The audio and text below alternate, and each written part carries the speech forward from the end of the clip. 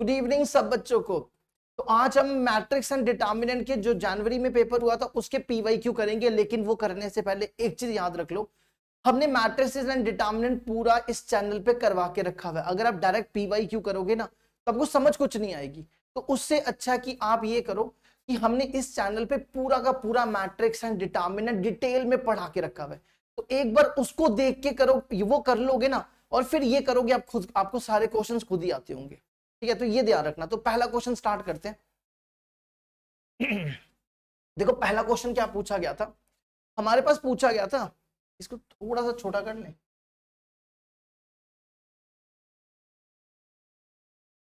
है ना, ज्यादा छोटा तो नहीं हो गया, दिख रहा है ना। ठीक है, तो क्या लिखा हुआ है इसमें हमारे पास ना, consider the matrix F x देके रखा हुआ है और हमारे पास ये दो स्टेटमेंट है। हमें बताना कि इनमें से कौन सी स्टेटमेंट करेक्ट है।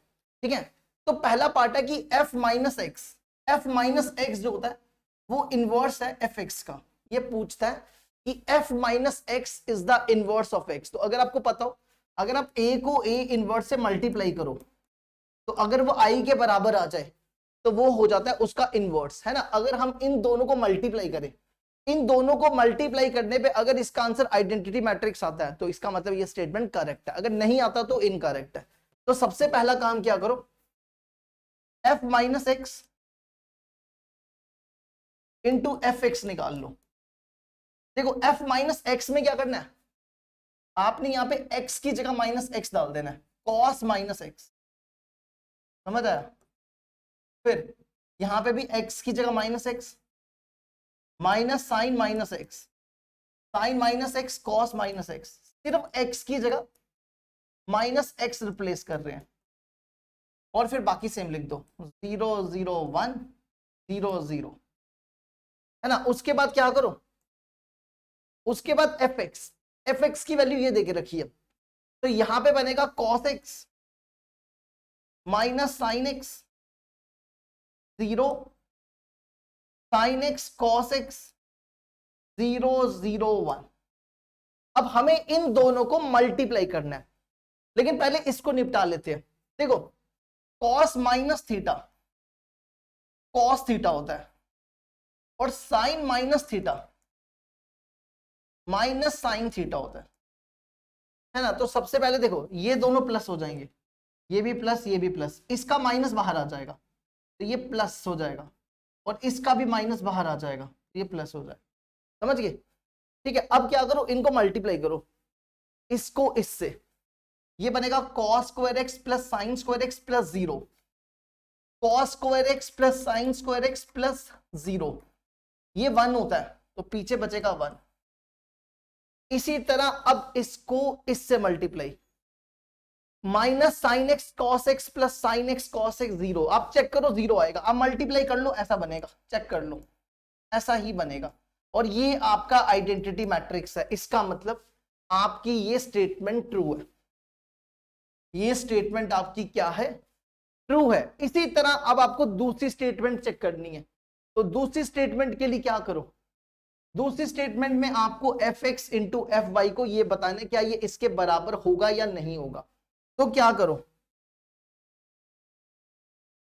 ये बनेगा f x into f y, यहां पे एफ एक्स की वैल्यू ये देके रखी है, cos x sine x 0 minus sine x cos x 0 0 0 1, है ना। इसी तरह अब आप क्या करो, इसके बाद अब आपको चाहिए एफ वाई की वैल्यू, एफ वाई में क्या करो, एक्स की जगह वाई रिप्लेस कर दो, एक्स की जगह वाई, यहां पे एक्स की जगह वाई कर दो, कॉस वाई साइन वाई 0, यहां पे भी साइन वाई कॉस वाई 0 और बाकी 0 0 1, है ना। ये क्वेश्चन तुम्हारी एनसीईआरटी में भी है, एनसीईआरटी का ही क्वेश्चन है ये, एक्सरसाइज 3.2 का क्वेश्चन नंबर 13, शायद नंबर ऊपर नीचे हो सकता है। अब इनको मल्टीप्लाई करो, अगर आप इनको मल्टीप्लाई करोगे इसको इससे, cos x cos y minus sine x sine y, cos x cos y minus sine x sine y, अगला 0 हो जाएगा, जीरो हो जाएगा, वो नहीं लिख रहे। फिर इसको इससे minus sine y cos x minus sine x cos y, और फिर इसको इससे जीरो हो जाएगा, चेक करो। अब यहां पर आ जाओ, sine x cos y plus cos x sine y, अगला जीरो, और फिर इसको इससे minus sine x sine y plus cos x cos y, और यहां पे जीरो जीरो जीरो, चेक कर लो जीरो ही आएगा, इधर भी चेक कर लो जीरो, और इधर चेक करो 1 आ जाएगा। अब देखो ये फॉर्मूला बन रहा है cos A cos B minus sign A sign B, cos A cos B minus sign A sine B, ये आपका बनता है कॉस ए प्लस बी। तो ये क्या बन जाएगा, ये बन जाएगा cos A plus B cos x plus Y. इसी तरह ये देखो ये भी फॉर्मूला बन रहा है, ये होता है sine A cos B plus sine B cos A, ये आपका बनता है साइन ए प्लस बी, है ना। तो ये बन जाएगा sine x plus y, zero. अगर आप इसमें से माइनस कॉमन निकालो तो ये दोनों सेम है, आप चेक कर लो, आप इसमें से माइनस कॉमन निकालो ये दोनों सेम है, तो ये बन जाएगा minus sine x plus y. और अगर आप ध्यान से देखो ये दोनों भी सेम है, यहां पे देखो, यहां पे पहले माइनस वाला लिखा हुआ है और यहां पे ये बाद में लिखा हुआ है ना। तो ये भी बनता है cos x plus y cos x plus y, और बाकी सेम लिख दो 0 0 0 1। और अगर आपको बोला जाए एफ एक्स प्लस वाई निकालो, तो आप क्या करोगे, x की जगह देखो ध्यान से, इस वाले x की जगह, इस x की जगह ये रिप्लेस करोगे cos x प्लस वाई, है ना। फिर minus sine x plus y, वो यही बनेगा, देखो cos x plus y minus sine x plus y, अगला जीरो, तो इसको आप लिख दो एफ एक्स प्लस वाई। इसका मतलब सेकंड स्टेटमेंट भी आपकी ट्रू है। तो दोनों स्टेटमेंट आपकी क्या थी, देखो दोनों स्टेटमेंट आपकी ट्रू थी। स्टेटमेंट 1 इज ट्रू, बोथ से, हाँ ये वाला है ना। 4 वाला इसका ऑप्शन हो जाएगा। देखो इसको एक बार, अब अगला क्वेश्चन करते हैं।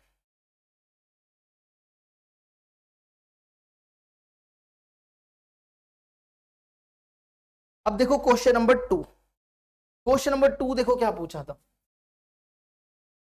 ये क्वेश्चन बड़ा ज्यादा लेंथी क्वेश्चन था, ठीक है। आप इस क्वेश्चन को छोड़ देना, अगर आपको इतना बड़ा क्वेश्चन आ जाए ना, तो इतना बड़ा क्वेश्चन नहीं करना पेपर में अटेम्प्ट, ठीक है। सारे थोड़ा क्वेश्चन करने होते हैं, इतने बड़े क्वेश्चन पे हम टाइम क्यों वेस्ट करें।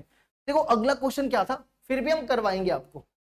ए मैट्रिक्स दिया हुआ है, बी दे के रखा है, B1 B2 B3, यहाँ पे B1 B2 B3 column matrix है, ठीक है। मतलब आप ऐसा समझ लो, कॉलम मैट्रिक्स मतलब B1 आपका ये है, A1 A2 A3, ठीक है। B2 यहां पर है B1 B2 B3, C आप समझ लो C1 C2 C3, ठीक है।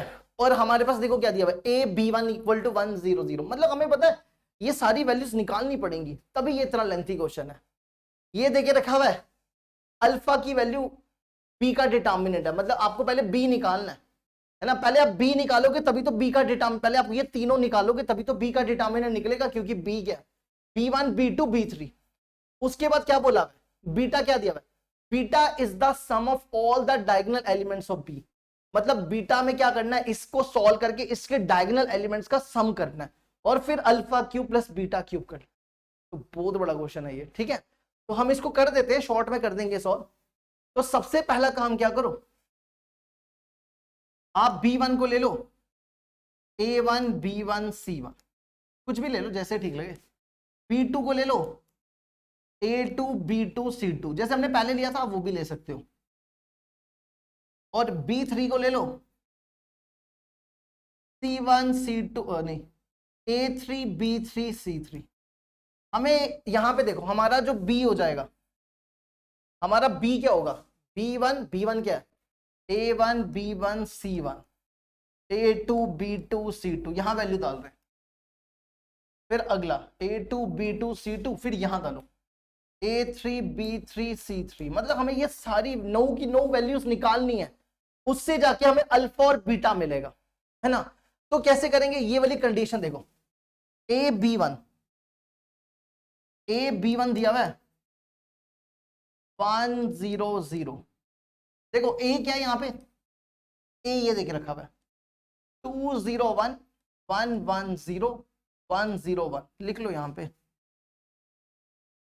2 0 1 1 1 0 1 0 1, और फिर B1 ये दिया हुआ है A1 B1 C1 equal to 1 0 0। अब इनको ना मल्टीप्लाई करके कंपेयर करते जाओ, ठीक है, करो जरा मल्टीप्लाई और कंपेयर करते जाओ, इसको इससे multiply 2A1 plus 0 plus C1, 2A1 plus C1 equal to 1, फिर इसको इससे मल्टीप्लाई, इसको इससे A1 plus B1, A1 plus B1 equal to 0, और फिर इसको इससे A1 plus C1 equal to 0। इन तीनों को सॉल्व करके A1 B1 C1 की वैल्यू निकालो। देखो कैसे करेंगे, यहां से क्या करो, इसमें से C1 की वैल्यू निकाल लो। C1 कितना है, माइनस A1, ठीक है, C1 कितना है, माइनस A1, ये यहां रिप्लेस करो 2A1 C1 की जगह माइनस A1 इक्वल टू 1, है ना, इक्वल टू कितना हो जाएगा 1, तो यहां से A1 आ जाएगा 1। अब देखो अगर A1 1 है, यहां पे डालो तो B1 कितना हो जाएगा, B1 हो जाएगा -1, है ना, A1 इधर आएगा, और C1 हो जाएगा A1 कितना, A1 1 है, A1 1 है तो C1 भी कितना हो जाएगा -1, है ना, तो हमें B मिल गया। अब इसी तरह इस इक्वेशन से कंपेयर करो, अब इतना बड़ा तो हम करेंगे नहीं, ठीक है, एक एक चीज लिखेंगे तो बड़ा टाइम लग जाएगा, तो हम डायरेक्ट लिख देते हैं। अब हम आपको बाकी वैल्यूज डायरेक्ट बता देते हैं। तो हमारा B देखो क्या आएगा, हमारा B मैट्रिक्स आ जाएगा, यहां लिखो 1 -1 1 1 -1 1। इसी तरह अब आप इसके साथ कंपेयर करना, A की वैल्यू यहां डालना, B2 की वैल्यू यहां डालना, तो आपको मिलेगा A2 B2 C2। तो हम यहां पे डायरेक्ट लिखने जा रहे हैं, A2 B2 C2 हमारा क्या आएगा, A2 B2 C2 आएगा हमारा 2 1 -2, ठीक है। इसी तरह अब आपको ये निकालना है, तो इसके साथ कंपेयर करके निकालना वैल्यू, इससे कंपेयर करोगे तो ये बनेगा आपका 2 0 -1, ठीक है। बस आपको ये करना था, लेकिन अगर आपको ये क्वेश्चन आएगा तो आप ये क्वेश्चन छोड़ दोगे, इतना बड़ा क्वेश्चन करने में आप टाइम थोड़ा वेस्ट करोगे, है ना। इसके बाद देखो क्या बोला है, आपको ये निकालना है अल्फा क्या है, डिटर्मिनेंट ऑफ बी, निकालो जरा, इसका डिटर्मिनेंट निकालो, अल्फा दिया हुआ है डिटर्मिनेंट ऑफ बी, क्या बनेगा, ये बनेगा 1 -1 -2 1 -0, फिर -2 2 -1, कितना हो गया ये बन गया, एक से रुकना, -1 -2 1 -0 2 2 आएगा 2, ये बना 2 -1 1, है ना, तो ये बना 1 2 2 -1 0, यहाँ पे ये ठीक है ना, ये -1 ना, ये -1 था। अब देखो ये और ये क्या, ये लास्ट वाला देखना, 2 2 + 1 ये 3 हो जाएगा, है ना, 6 में से 3 गए, 6 में से 3 गए 3 आ गया। अब निकालना है बीटा, देखो बीटा क्या लिखा हुआ है, beta is the sum of all the diagonal elements of B. Beta में क्या करना है, बी के डायगोनल एलिमेंट्स का सम कर दो, इनका सम करो डायगोनल एलिमेंट्स का, 1 1 1 + 1 + -1। देखो हमने डायगोनल एलिमेंट्स का सम किया, इनका, इन तीनों का सम कर दिया, ये डायगोनल एलिमेंट्स है, तो ये कितना बन जाएगा, ये 1 ही आ जाएगा। अब हमें निकालना है alpha cube plus beta cube, alpha cube plus beta cube, alpha है 3 बीटा है 1, 3 का क्यूब 1 का क्यूब, तो ये बन जाएगा 28, और 28 ही हमारा इसका आंसर होगा। देखो इसको एक बार,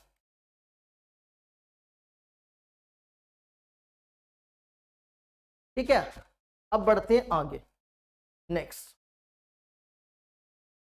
क्वेश्चन नंबर 3 आ जाओ। क्वेश्चन नंबर 3 में दिया हुआ है द वैल्यू ऑफ अल्फा, आपको अल्फा की वैल्यू निकालनी है और ये डिटर्मिनेंट 0 के बराबर है और आपको बताना है कि जो अल्फा की वैल्यू है वो किस इंटरवल के बीच में लाई करेगी। ठीक है, तो सबसे पहला काम क्या करो, 0 बनाने की कोशिश करते हैं। 0 बनाओ। इसमें 0 कैसे बनाओ, पहले तो इसको इसको माइनस कर लो, एक 0 तो कम से कम बनेगा ना। तो R2 में से R1 माइनस कर लो। ठीक है, डायरेक्ट एक्सपैंड करेंगे तो थोड़ा सा मुश्किल हो जाता ना, तो 0 2 0 बनाने की कोशिश करते हैं। पहले एक तो बनाओ, क्या बनेगा देखो, इसको सेम रख दो 1 3/2 अल्फा प्लस 3/2,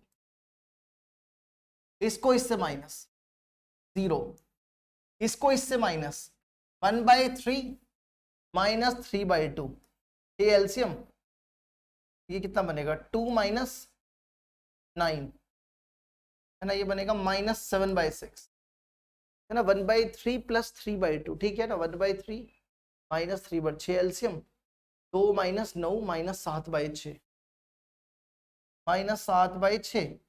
इसको इसको भी माइनस करोगे यही बनेगा, सेम बनेगा, ये और ये कैंसिल हो जाएंगे, ये और ये माइनस होके -7/6। और यहां लिखो 2 अल्फा प्लस 3 3 अल्फा प्लस 1 0।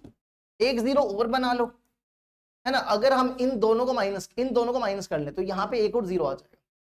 ठीक है, तो अब आप क्या करो,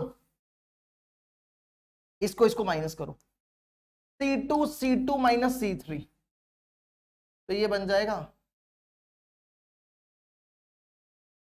इसमें इसको सेम रखो 1 0 2 अल्फा प्लस 3। ठीक है, इन दोनों को माइनस करना है, इन दोनों को माइनस करेंगे, ये दोनों कैंसिल, कैसे बनेगा 3/2 minus alpha plus 3/2, brackets open करोगे ये दोनों कैंसिल हो जाएंगे, तो पीछे बचेगा माइनस अल्फा। और जब आप इन दोनों को माइनस करोगे तो 0, इन दोनों को माइनस करोगे तो सेम। अब यहां से आ जाएगा अल्फा प्लस 3/2 माइनस 7/6 0 है ना, यहां तक आ गया। अब आप इसको एक्सपैंड कर दो, यहां से रो 2 से एक्सपैंड कर दो, तो ये बनेगा एक्सपैंड बाय R2।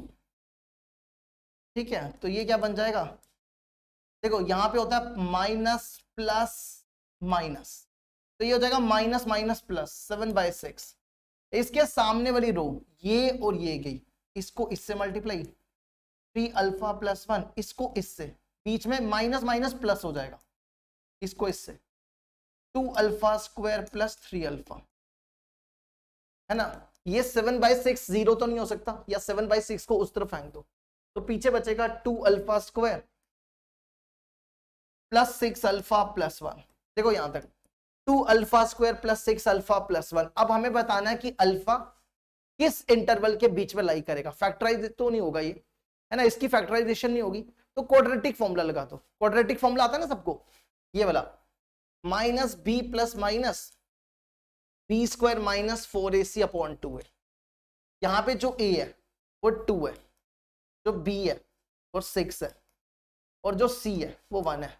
यहाँ पे करो रिप्लेस, तो बनेगा alpha equal to minus b हो गया 6 प्लस माइनस बी का स्क्वायर 6 का स्क्वायर 36 माइनस 4ac, a हो गया 2 c हो गया 1 अपॉन में 2 है, 2 इंटू 1 है ना। तो ये कितना बना, ये बना 36 में से 8 गए, 36 में से 8 गए कितना बचता है, एक से रुकना, बी स्क्वायर माइनस 4ac 36 में से 8 गए 28 है ना, 28 बचता है, 28 अपॉन में 2 आ जाएगा, ये बन गया।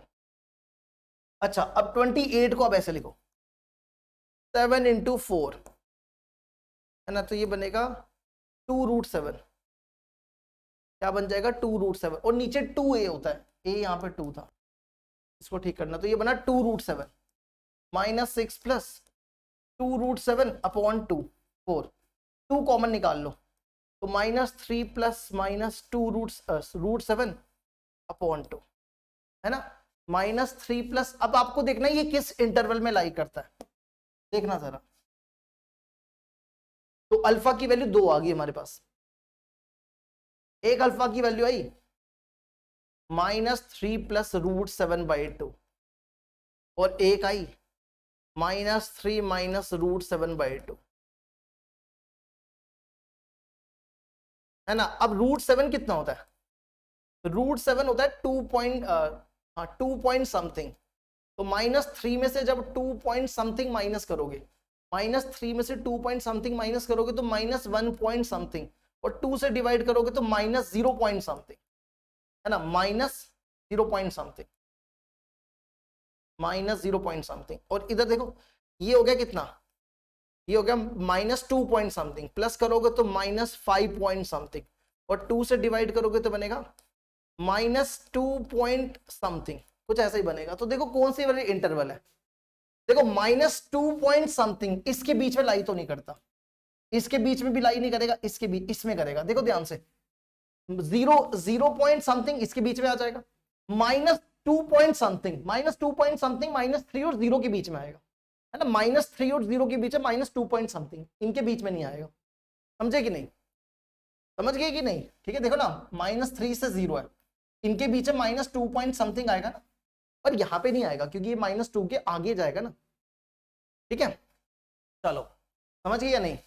अब बढ़ते हैं अगला क्वेश्चन। नेक्स्ट क्वेश्चन देखो, नेक्स्ट क्वेश्चन है, नेक्स्ट क्वेश्चन कैरेक्टरिस्टिक इक्वेशन के ऊपर पूछा गया था। हमने जो अभी 2-3 दिन पहले जो मैट्रिक्स एंड डिटर्मिनेंट की क्लास ली थी ना, वो हमने कैरेक्टरिस्टिक इक्वेशन के ऊपर ली थी, तो उसी के ऊपर ये क्वेश्चन आया। क्या दिया हुआ देखो, late A be a 2x2 real matrix, I be the identity matrix of order 2 if root of this equation, इस इक्वेशन के रूट, यहां पे I भी है, इसको ठीक करना, ये ऐसे है, ठीक है, A माइनस एक्स आई भी होगा इसमें। ये कैरेक्टरिस्टिक इक्वेशन है ना। हमने आपको बताई थी ना कैरेक्टरिस्टिक इक्वेशन क्या होती है, A माइनस लैम्डा आई, है ना। ये कैरेक्टरिस्टिक इक्वेशन है, और इसके जो रूट्स है वो -1 और 3 दिए हुए, मतलब यहाँ पे जो लैम्डा है, लैम्डा यहाँ पे -1 और 3 है, या आप इसमें x दिया ना, तो x यहाँ पे -1 और 3 है। ठीक है, अगर आपने हमारा लेक्चर अभी 2-3 दिन पहले हमने यूट्यूब पे वीडियो अपलोड की थी, उसी में ये पढ़ाया था। उसके बाद लिखा हुआ है sum of the diagonal elements of the matrix A square. हमारे पास हमें क्या करना है, ए स्क्वायर के डायगोनल एलिमेंट्स का सम करना है। मतलब अब मान लो कि ए आपका ये है, ठीक है, ये हमने ए मान लिया, इसको मल्टीप्लाई करोगे,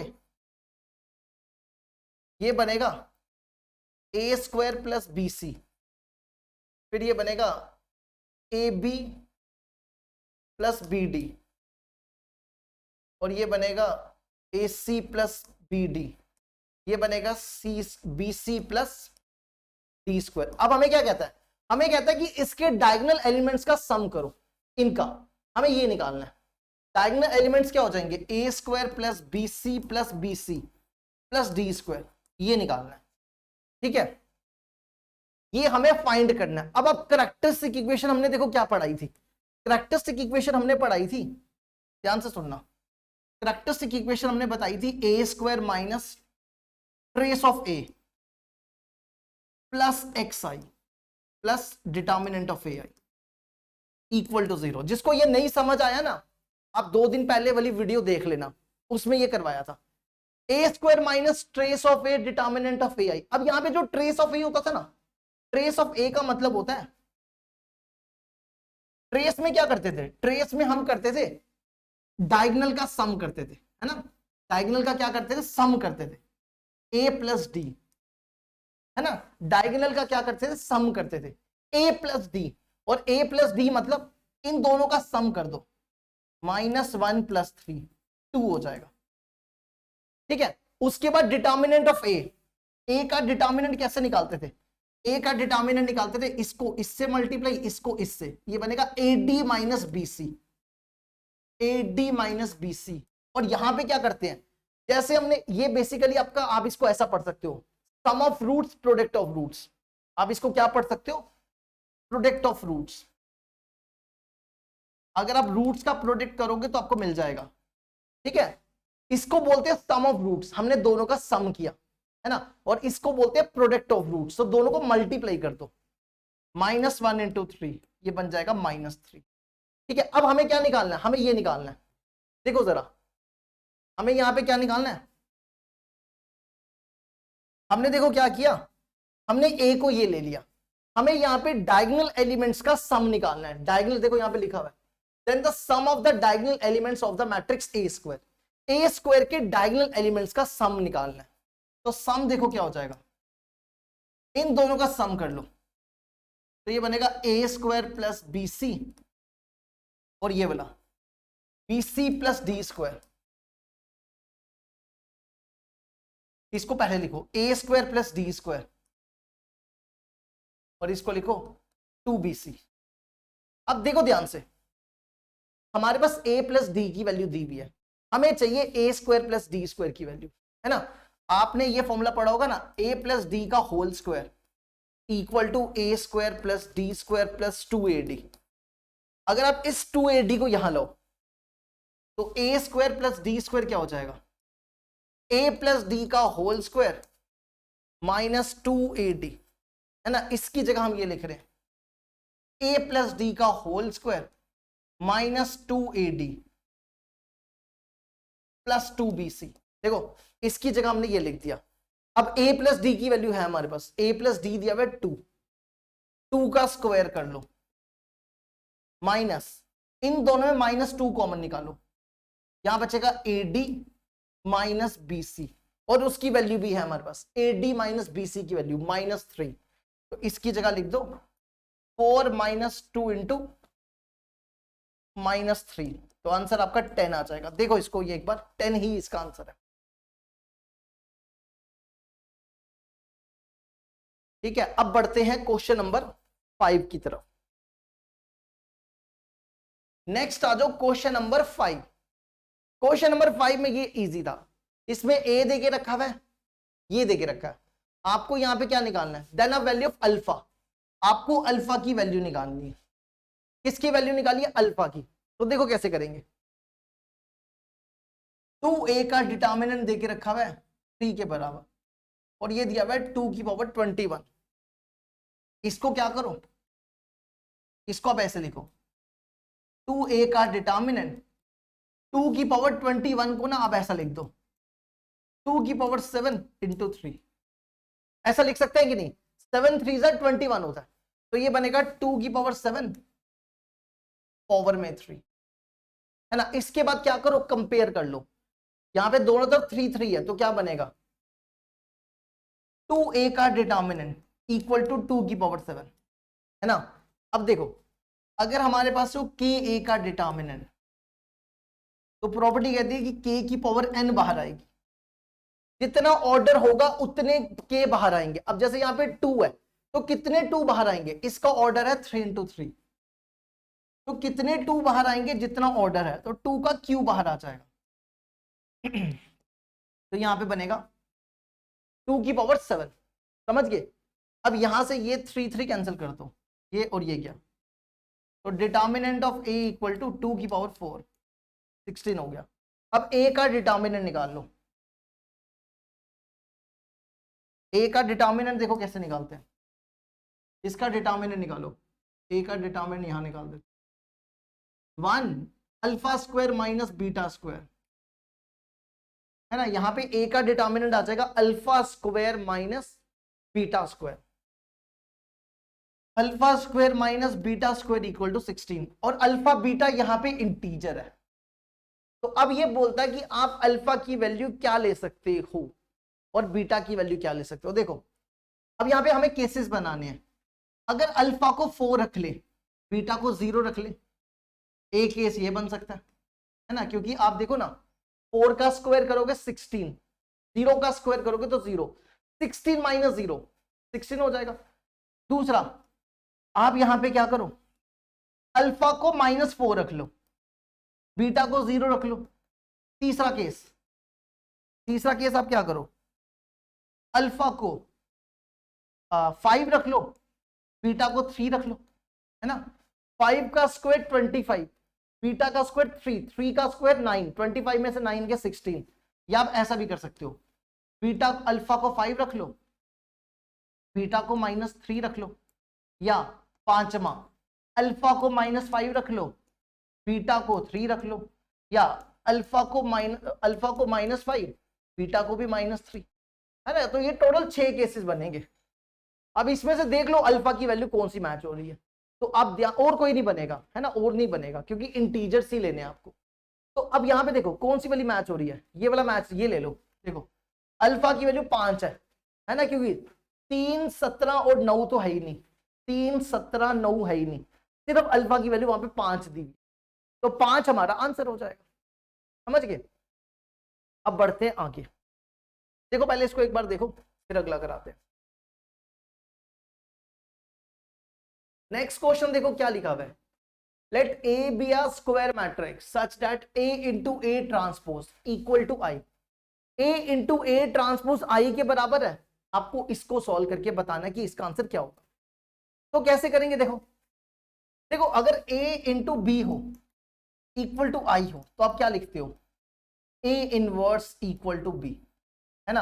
अगर A into A transpose equal to I है तो आप क्या लिखोगे, A inverse equal to A transpose, है ना। तो हम इसी को यूज करेंगे, हम यही यूज यहां पे करने जाएंगे। ये बनेगा, ये बन जाएगा, अगर A into A transpose equal to I है तो ए का इनवर्स हो जाएगा ए ट्रांसपोज, है ना। ए का इनवर्स क्या हो जाएगा, ए ट्रांसपोज। तो आप यही लिखो यहां पे, देखो इसकी जगह लिख रहे हैं 1/2 into A plus A transpose, A transpose की जगह ए इनवर्स लिख दो, ए ट्रांसपोज की जगह ए इनवर्स, यहां पर भी ए ट्रांसपोज की जगह ए इनवर्स। ठीक है, अगर आपको ये नहीं समझ आया ना, हमने बेसिकली यहाँ पे पता है क्या किया, देखो यहाँ अगर आपको ये नहीं समझ आया, हमने ना यहाँ पे दोनों तरफ ए इनवर्स से मल्टीप्लाई किया। अगर आप दोनों तरफ ए इनवर्स से मल्टीप्लाई करो, है ना, ये तो आई होता है, ये आई होता है, और ए डॉट आई ए होता है, और आई डॉट ए ट्रांसपोज होता है। तो वही लिखा हुआ है, ठीक है, समझिए ना। अब क्या करो, ए प्लस ए इनवर्स की जगह देखो यहां पे क्या है, माइनस ए ट्रांसपोज की जगह वापस ए इनवर्स लिख दो, और पावर में 2, ये बन गया। ठीक है, आप इसको ना ऐसे लिख दो 1/2 ए प्लस 1/a का होल स्क्वायर, इस तरीके से लिख सकते हैं ना, a प्लस 1/a लिख सकते हैं। इधर भी आप ऐसे लिखो a minus 1/a whole square. अब यहाँ पे a माइनस बी का और a प्लस बी का फॉर्मूला लगाओ, ये बनेगा a/2, यहाँ पे a प्लस बी का square, a square plus B square plus 2ab,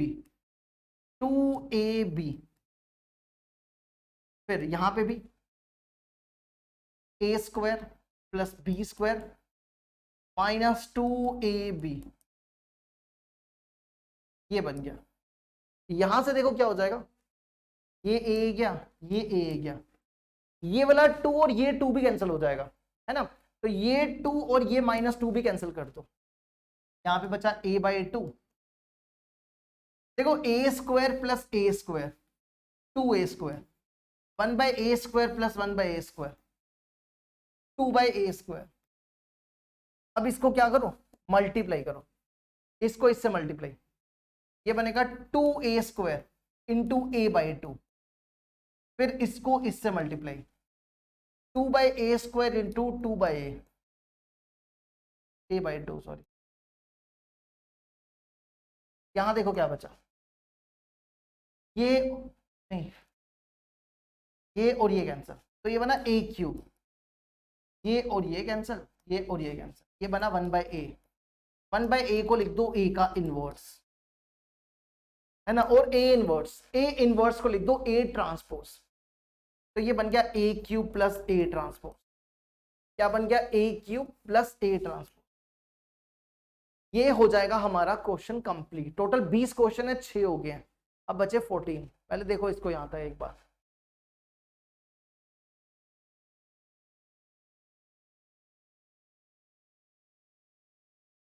अब आ जाओ अगला। देखो नेक्स्ट क्वेश्चन में देखो क्या दिया हुआ है, a दिया हुआ है, p दिया हुआ है, आपको सम ऑफ द प्राइम फैक्टर, आपको इसको सॉल्व करके क्या करना है, कोई प्राइम फैक्टर का सम, मतलब कोई नंबर आएगा इसको सॉल्व करने के बाद, और उसके प्राइम फैक्टर निकाल के उसका सम करना है। ठीक है, तो कैसे करेंगे, देखो P इनवर्स AP -2i दिया हुआ है ना। तो देखो हम क्या i को ऐसा लिख सकते हैं,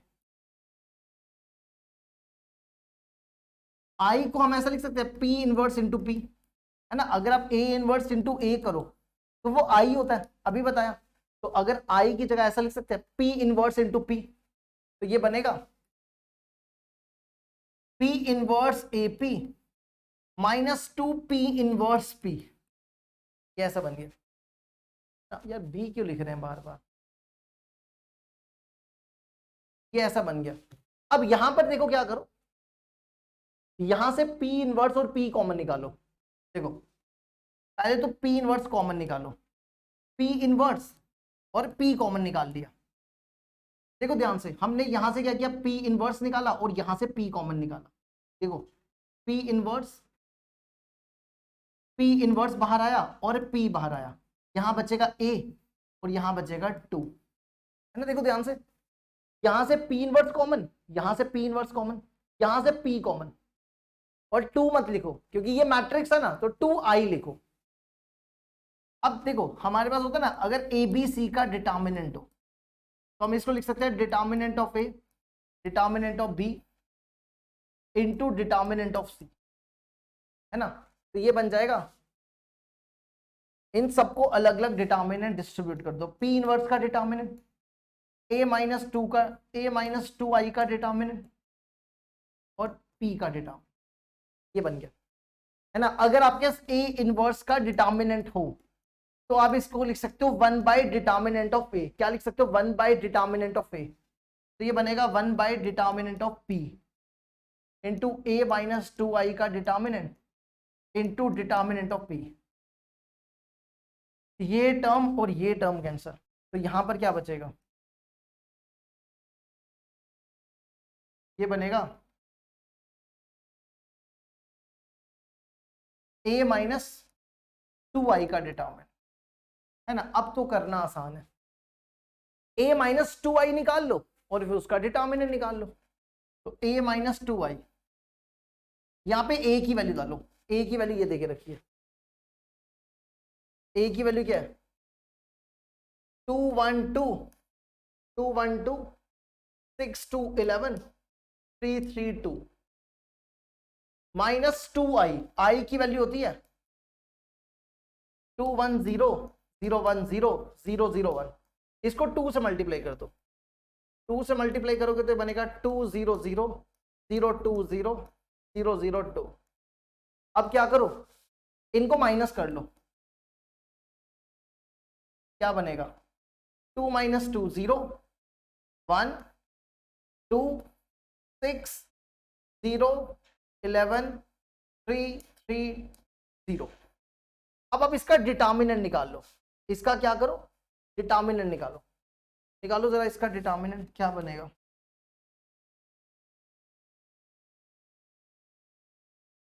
पहला तो 0 ही हो गया, पहला 0, फिर अगला देखो -1 6 -33 प्लस, अब इसका 2 18 - 0, है ना। देखना जरा क्या बना,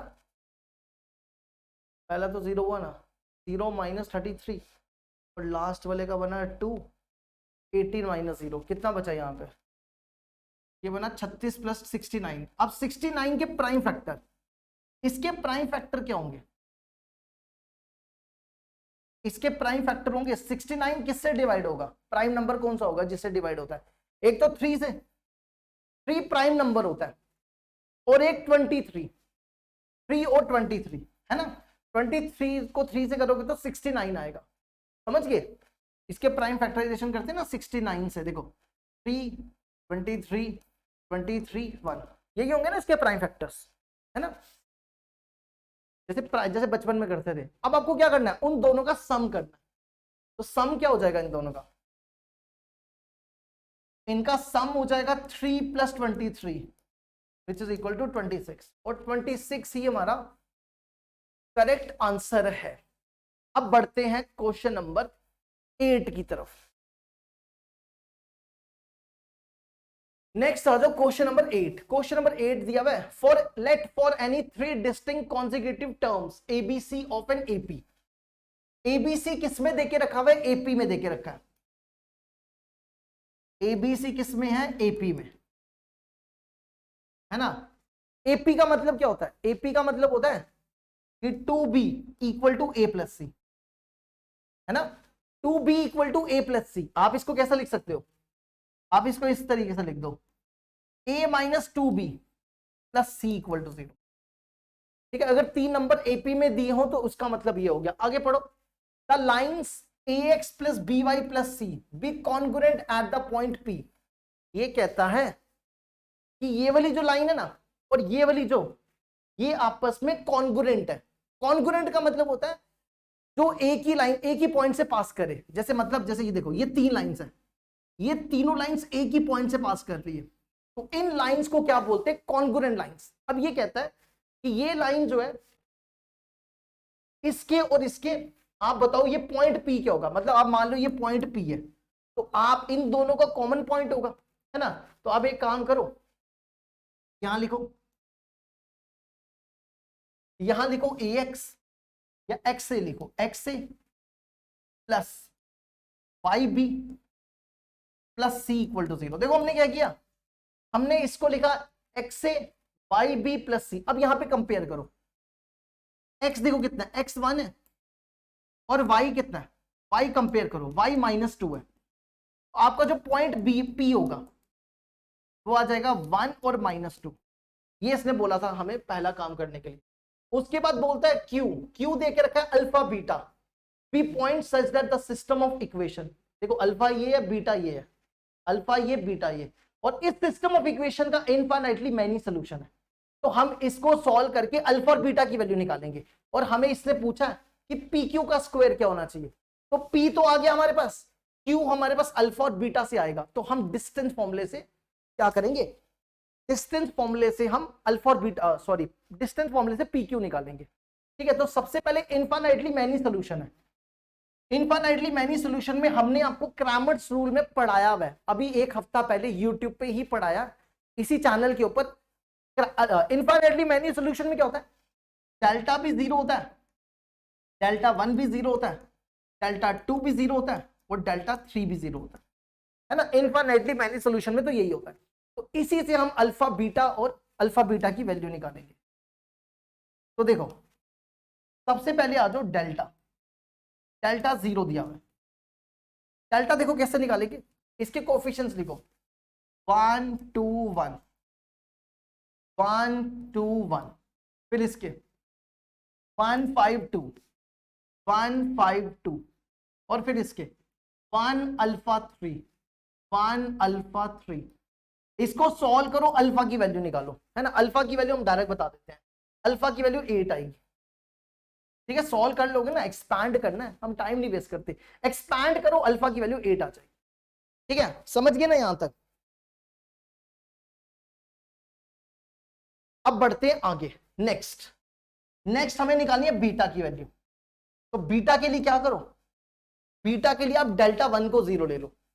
अब देखो डेल्टा 1 कैसे निकालते हैं, डेल्टा 1 में हमने क्या करना है, ये जो आपको पहला वाला कॉलम दिख रहा है ना, ये पहला वाला कॉलम, इसकी जगह रिप्लेस कर दो 6 बीटा 4, पहले वाले कॉलम की जगह 6 बीटा 4, 6 बीटा 4, बाकी सेम रख दो।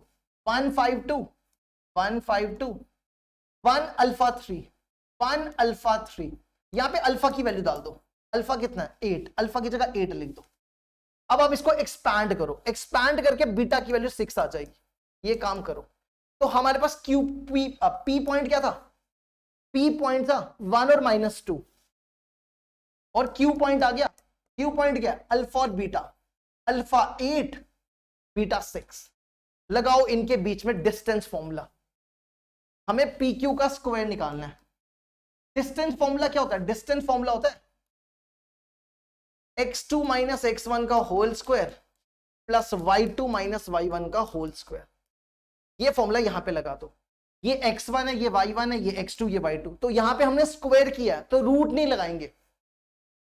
8 माइनस 1 का होल स्क्वायर, 6 माइनस करना है, 6 प्लस हो जाएगा, तो ये बनेगा 49 प्लस 8 का स्क्वायर 64, तो ये बना 113, है ना। 113 हमारा आंसर हो जाएगा। चेक करो इसको एक बार। अब बढ़ते हैं आगे, नेक्स्ट क्वेश्चन देखो। नेक्स्ट आ जाओ, नेक्स्ट आ जाओ क्वेश्चन नंबर 9। क्वेश्चन नंबर 9 में देखो fx दिया हुआ था, हमें निकालना है 1/5 f डैश 0। हमें क्या निकालना है? 1/5 f डैश 0। f डैश 0 का मतलब होता है कि हमें इसका डेरिवेटिव निकालना है। f डैश 0 का मतलब हुआ कि हमें इसको डिफरेंशिएट करना है, x की जगह 0 रिप्लेस करके। तो क्यों ना डिफरेंशिएट करने से पहले 2 0 बनाए जाएं। इसमें 2 0 तो बनाना आसान है ना।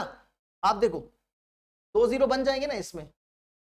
इसको इसको माइनस कर लो और इसको इसको माइनस कर लो, एक बार करके देखो क्या बनता है। ठीक है, क्या करो, सेकंड R2 को R1 से माइनस कर लो और R3 को R1 से माइनस कर लो। तो यहां पे देखो क्या बनेगा, करो जरा इसको माइनस। पहले तो फर्स्ट रो सेम रखो, फर्स्ट रो को सेम रख दो, और ये बन जाएगा 3 प्लस साइन स्क्वायर 2x। करो जरा फर्स्ट रो को माइनस, इसको इसको माइनस करो, ये दोनों कैंसिल हो जाएगा, पीछे बचेगा 3।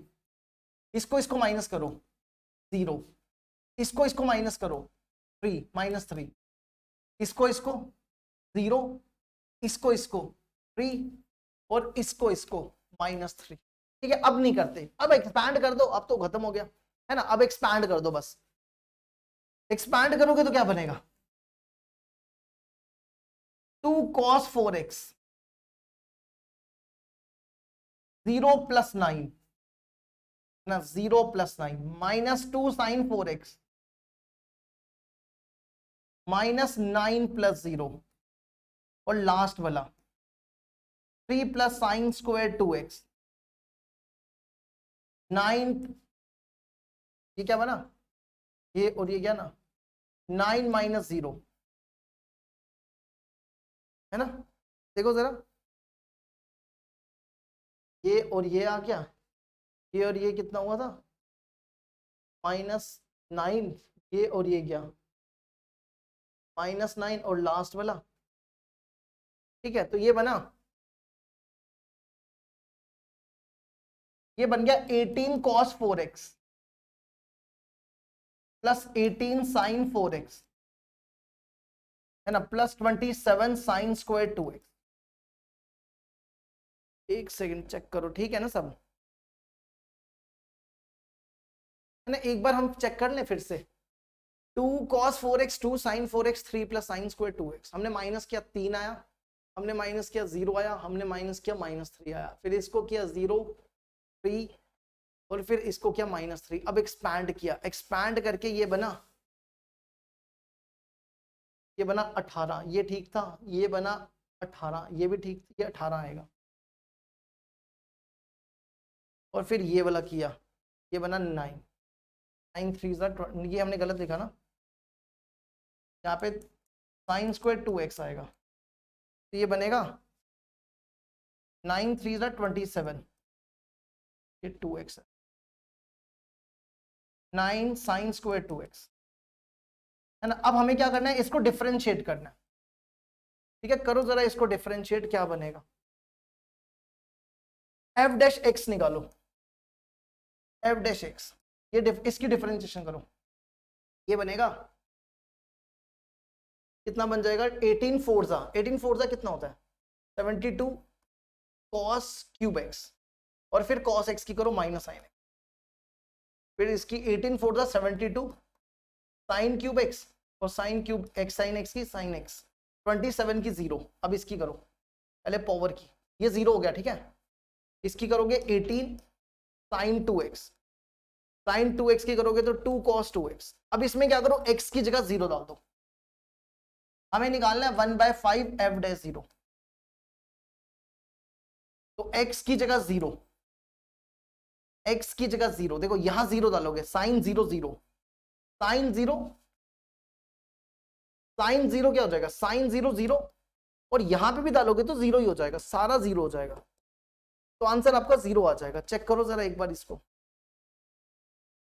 ठीक है, सारा ही 0 आ जाएगा, तो आंसर हमारा 0 ही आएगा। समझ गए? देखो इसको एक बार, अब बचे 11 क्वेश्चन और, एक बार देख लो इसको, फिर अगला करते हैं स्टार्ट। अब आ जाओ क्वेश्चन नंबर 10।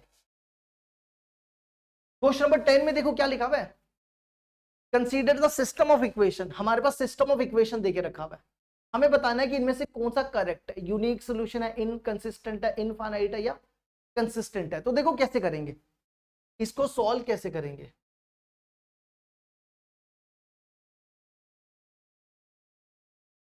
ठीक है, ज्यादा छोटा तो नहीं हो गया ये, है ना, दिख रहा है। तो सबसे पहला काम क्या करो, डेल्टा, डेल्टा 1, डेल्टा 2, डेल्टा 3 निकालो।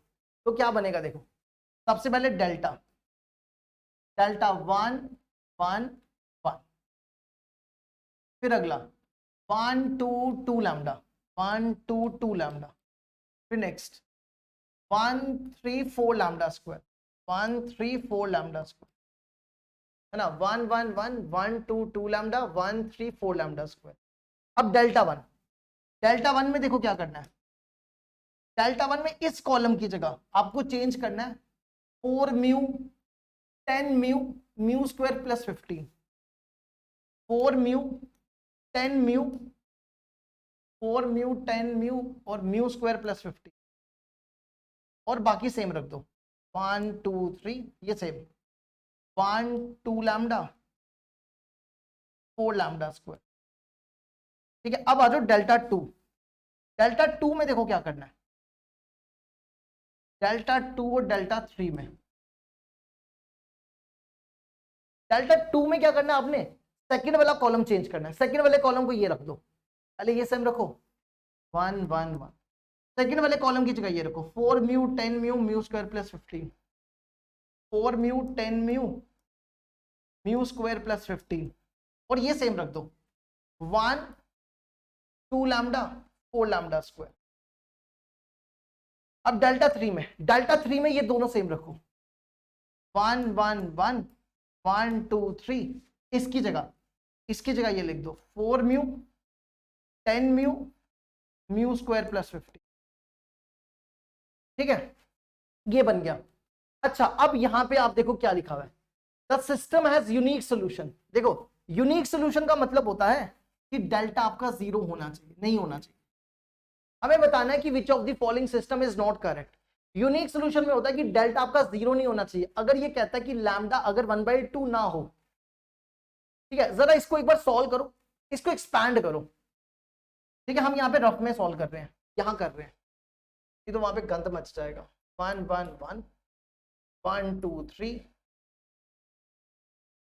और ये बना 1 2 लैम्डा 4 लैम्डा स्क्वायर। इस पे ना 2 0 बनाओ, 2 0 बनाओ। जरा R2 को R1 से माइनस करो और R3 को R1 से माइनस करो, क्या बनेगा देखो, 1 - 1 0, 2 - 1 2 लैम्डा -1, 1 - 1 0, 3 - 1 2, 4 लैम्डा स्क्वायर -1। चलो करो इसको एक्सपैंड, यहां से कर दो 4 लैम्डा स्क्वायर -1 माइनस 4 लैम्डा और +2, ये बना 4 लैम्डा स्क्वायर माइनस 4 लैम्डा +1, ये बन जाएगा 2 लैम्डा -1 का होल स्क्वायर।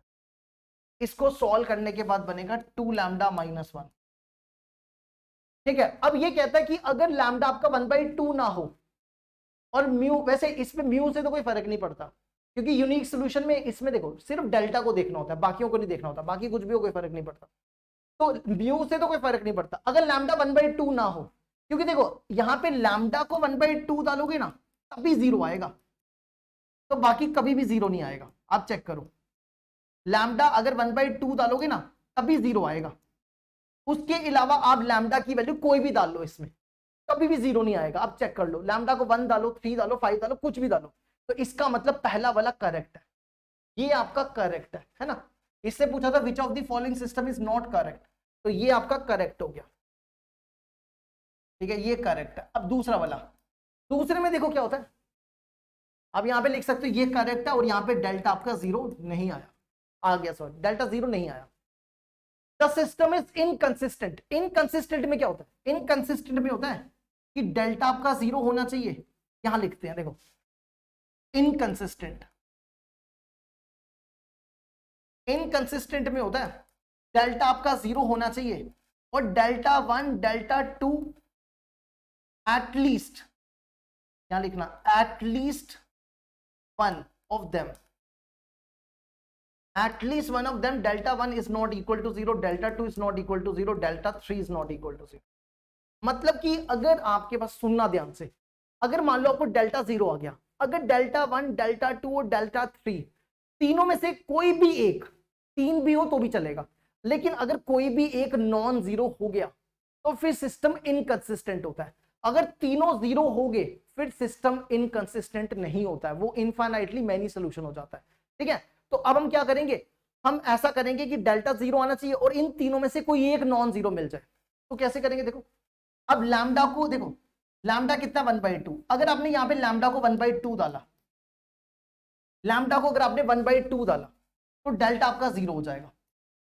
अभी तक तो सही जा रहा है, अभी तक सही जा रहा है, ठीक है। अब दूसरा केस, दूसरे पे आ जाओ, लैम्डा को जीरो डालने पे, लैम्डा को 1/2 डालने पे जीरो आ रहा है। अब इस पे आ जाओ, तीसरा देखो, इसमें क्या करो, लैम्डा की जगह 1/2 डालो। ये कहता है कि अगर म्यू इक्वल टू 1 ना हो तो, अगर म्यू 1 के बराबर ना हो तो क्या हो जाएगा, देखो ध्यान से, अच्छा सुनना ध्यान से, अगर आप यहां पे इस पहले इसको देखो, डेल्टा 2 को देखो, हम यहां पे क्या करते हैं, देखो बी पार्ट के लिए चेक कर रहे हैं, अभी तक हमारा डेल्टा 0 आ गया, ठीक है। अब डेल्टा 2 देखो, डेल्टा 2 भी 0 आ रहा है, डेल्टा 3 भी 0 आ रहा है। अब चेक करो, ये दोनों 0 आ रहे हैं, कैसे, आप यहां पे क्या करो, देखो 1 1 1 4 mu 10 mu mu square plus 15, अगर आप यहां पे लैम्डा की जगह 1/2 रखो, 2 इंटू 1/2 1 हो जाएगा, यहां पे 1/2 रखो, 4 इंटू 1/2 का स्क्वायर 1 हो जाएगा।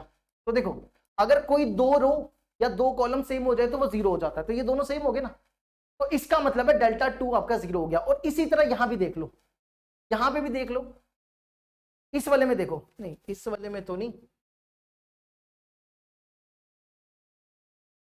एक सेकंड रुकना, अच्छा अभी तक सिर्फ डेल्टा 2 0 आ रहा है, डेल्टा 3 नहीं आ रहा ना, डेल्टा 3 हमें चेक करना पड़ेगा, डेल्टा 3 हमें चेक करना पड़ेगा। तो क्या करो, पहले डेल्टा 1 पे आ जाओ, हम डेल्टा 1 पे चेक करते हैं, डेल्टा 1 पे आ जाओ,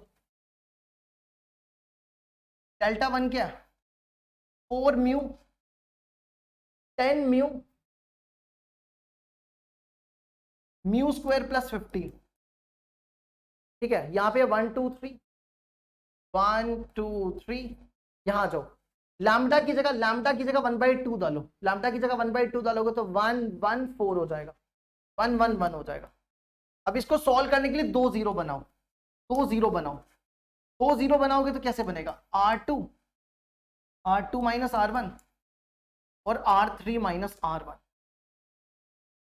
है ना, R3 माइनस R1। अच्छा जी, करो जरा इनको माइनस, 4 म्यू 1 1, इसको इससे माइनस किया 6 म्यू, इसको इससे माइनस किया 1, इसको इससे माइनस किया 0, इसको इससे माइनस किया mu square plus 15 minus 4 mu, इसको इससे माइनस किया 1, इसको इससे माइनस किया 0। करो एक्सपैंड, इसको एक्सपैंड करोगे तो ये बनेगा 6 म्यू माइनस, इसको इससे mu square minus 15 plus 15 minus 4 mu, इसको ओपन करो, ये बनेगा माइनस म्यू स्क्वायर, ये बनेगा minus mu square 6 mu plus 4 mu 10 mu, है ना, और माइनस 15, ये बन गया,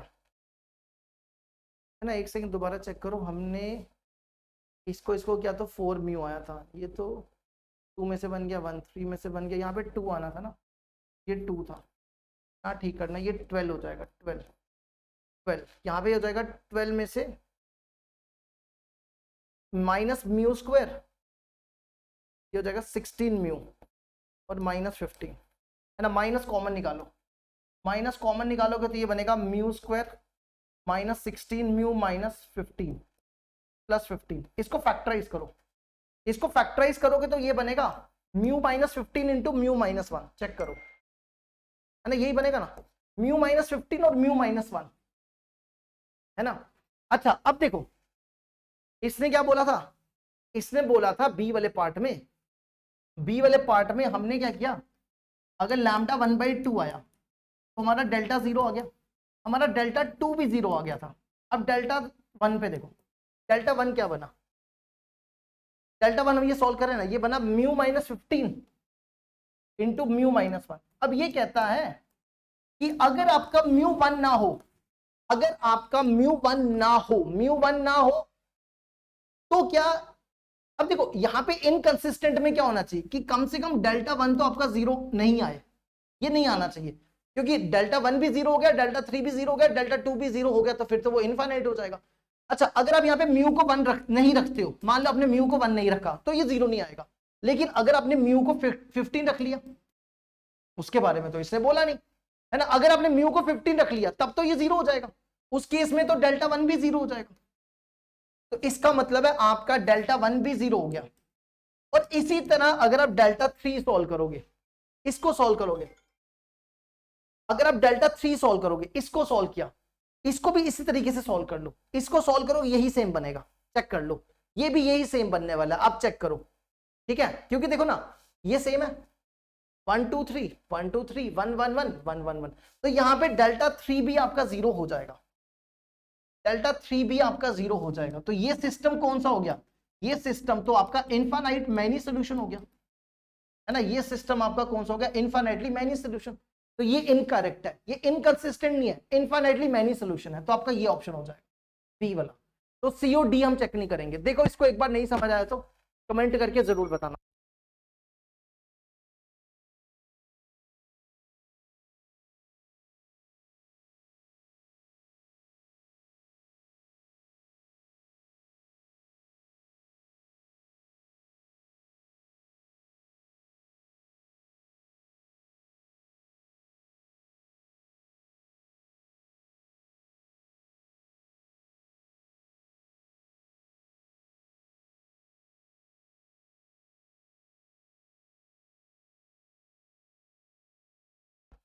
अब देखो अगला नेक्स्ट क्वेश्चन, देखो नेक्स्ट क्वेश्चन है, ये भी इसी की तरह है।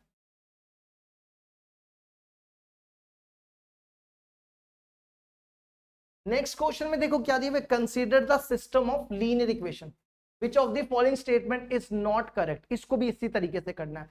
तो सबसे पहले डेल्टा 1 निकालो, पहले डेल्टा, डेल्टा क्या होगा देखो, 1 1 1 1 1 1 1 2 लैम्डा स्क्वायर 1 3 लैम्डा 1 3 लैम्डा। अब डेल्टा 1, डेल्टा 1 निकालो, डेल्टा 1 में इस वाली कॉलम को चेंज करो, इस वाले कॉलम की जगह लिखो 5 9 म्यू 5 न्यू 9 म्यू, और ये सेम रख दो 1 2 3 1 लैम्डा स्क्वायर लैम्डा, ठीक है। इसी तरह डेल्टा 2, अब डेल्टा 2 में क्या करो, डेल्टा 2 में ना सेकंड वाला कॉलम चेंज करो, सेकंड वाले कॉलम की जगह ये लिखो 5 9 म्यू, ये सेम रखो 1 1 1 5 9 म्यू, और ये सेम रख दो 1 लैम्डा स्क्वायर लैम्डा। और फिर डेल्टा 3 में, डेल्टा 3 में ये दोनों सेम रखो 1 1 1 1 2 3, और इस वाले की जगह लिख दो 5 9 म्यू, ठीक है। ये हमने चारों के चारों लिख दिए। अब एक एक करके पढ़ो। System has infinitely number of solution, infinitely हमें बताना है कि, हमें ये बताना है कि which of the following is not correct. देखो इनफाइनाइट में क्या होता है, ये सारे 0 होने चाहिए, डेल्टा 1 भी 0, डेल्टा 2 भी 0, डेल्टा 3 भी 0। इनफाइनाइटली नंबर ऑफ सॉल्यूशंस में डेल्टा 1 डेल्टा 2 डेल्टा 3 सारे के सारे 0 होने चाहिए। अब देखो क्या कहता है, अगर आपका लैम्डा 1 हो जाए, अगर आप यहाँ पे लैम्डा की जगह 1 डालो, लैम्डा की जगह 1 डालो 1 1 1 1 2 3 1 1 का स्क्वायर 1 1, ये 0 हो जाएगा। चेक करो, ये और ये सेम है ना। अगर आप यहाँ पे 1 डालो, पहले यहाँ डालो, देखो यहाँ पे लैम्डा की जगह 1 डालो, ये बनेगा 1 1 1, ये भी 0 हो गया है ना, ये भी 0 हो गया। अब यहाँ पे आ जाओ, इस पे लैम्डा की जगह 1 डालो, ये बनेगा 5 9 है ना। म्यू देके रखा हुआ है, म्यू 13 है, म्यू 13 है। 1 2 3 1 1 1। अब चेक करो ये 0 होगा या नहीं होगा, करो इसको expand. 5 2 minus 3 minus 1 minus 1 9 minus 13 minus 4 minus 13 minus 4 और लास्ट 1। 27 में से 26 के 1। चेक करो ये भी 0 हो रहा है, ये भी 0 हो रहा है। इसी तरह यहाँ पे 1 1 1 1 2 3 5 9 म्यू की जगह 13, ये भी 0 हो रहा है। सारे 0 हो गए, इसका मतलब ये करेक्ट है, पहला वाला करेक्ट हो गया, ये हमारा करेक्ट है। ठीक है, अब दूसरा चेक करते हैं, इसको हटाओ यहां से, दूसरा चेक करने जा रहे हैं। दूसरे में देखो क्या करना है, दूसरे में है सिस्टम इज इनकंसिस्टेंट। इनकंसिस्टेंट में क्या होता है, इनकंसिस्टेंट में आपका डेल्टा 0 होना चाहिए, डेल्टा 1 डेल्टा 2 डेल्टा 3, कम से कम एक नॉन जीरो होना चाहिए। ठीक है, डेल्टा 1 डेल्टा 2 डेल्टा 3 में से कोई तो एक नॉन जीरो बन जाए। अगर कोई भी एक नॉन जीरो बन गया तो फिर सिस्टम आपका इनकंसिस्टेंट होता है। तो सबसे पहला काम क्या करो, देखो लैम्डा की जगह 1 डालो। अगर आपने यहाँ पे लैम्डा की जगह 1 डाला, 1 1 1, ये 0 हो जाएगा। अब कम से कम इन तीनों में से एक नॉन जीरो मिल गया तो बात बन जाएगी, तब जाके ये भी करेक्ट हो जाएगा। तो देखो अब लैम्डा की जगह 1 और ये कहता है म्यू 13 नहीं है। देखो जरा यहाँ पे डालो 5 9 म्यू 1 2 3 1 1 1। ठीक है, लैम्डा की जगह 1 डाला, करो जरा इसको एक्सपैंड, ये कितना बनेगा 5। इसको 0 बना ले, 0 बना लो पहले, इसको माइनस करो 0, इसको माइनस करो 1, इसको माइनस करो 4। अब इसको माइनस करो 0, इसको माइनस करो 2, इसको माइनस करो म्यू माइनस 5, करो एक्सपैंड, ये बनेगा 8 माइनस म्यू माइनस 5, तो ये बन जाएगा 13 माइनस म्यू।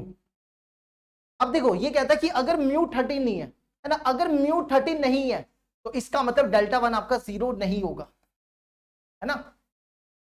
अगर आपका म्यू 13 नहीं है, क्योंकि 13 पे ही 0 होगा, तो इसका मतलब कम से कम एक तो मिल गया ना, बाकी हम चेक ही नहीं करेंगे, बाकी पे क्यों टाइम वेस्ट करें, हमें एक नॉन जीरो चाहिए। तो ये भी करेक्ट है, समझ गए, ये वाला भी आपका करेक्ट है, तो ये भी आपका करेक्ट हो गया। तो अभी तक दोनों करेक्ट है, ये भी करेक्ट है। अब अगला, सिस्टम इज कंसिस्टेंट। देखो कंसिस्टेंट आपके दो तरह के होते हैं, कंसिस्टेंट दो तरीके से होते हैं। एक होता है यूनिक। कंसिस्टेंट किसको बोलते हैं, यूनिक सॉल्यूशन को। कंसिस्टेंट का मतलब होता है कि सॉल्यूशंस होना चाहिए, है ना। एक बोलते हैं यूनिक को और एक बोलते हैं इनफाइनाइट को। Infinitely many solution. ठीक है, तो अब क्या होना चाहिए, इसमें आपका डेल्टा नॉन जीरो होना चाहिए, इसमें आपका डेल्टा 0, डेल्टा 1 भी 0, डेल्टा 2 भी 0, डेल्टा 3 भी 0। अगर हमें दोनों में से कोई भी मिल गया, अगर हमें दोनों में से कोई भी मिल गया तो भी सिस्टम कंसिस्टेंट हो जाए। ऐसा नहीं कि दोनों एक साथ होने चाहिए, दोनों में से कोई भी एक मिल जाए, ये जरूरी नहीं है कि दोनों एक साथ होने चाहिए। तो देखो यहां पे लिखा हुआ है, अगर आपका लैम्डा 1 नहीं है और म्यू आपका 13 है, तो क्या ये सिस्टम कंसिस्टेंट होगा। अभी हमने इसको सॉल्व किया ना, इसको सॉल्व करो एक बार। देखो अगर आपका लैम्डा 1 नहीं है, जरा एक बार इसको सॉल्व करो, क्या बनता है। 0 बनाओ एक बार, पहले सेम रखो 1 1 1, 0 बनाओ यहाँ पे, 0 1 lambda square minus 1, 0 2 lambda minus 1, करो एक्सपैंड। इसको समझ गए ना, हमने R2 और R1 को माइनस किया, R3 और R1 को माइनस किया।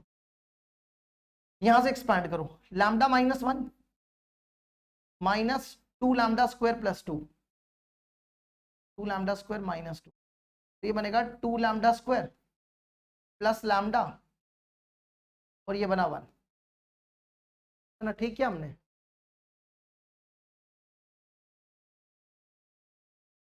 एक बार इसको दोबारा देखना,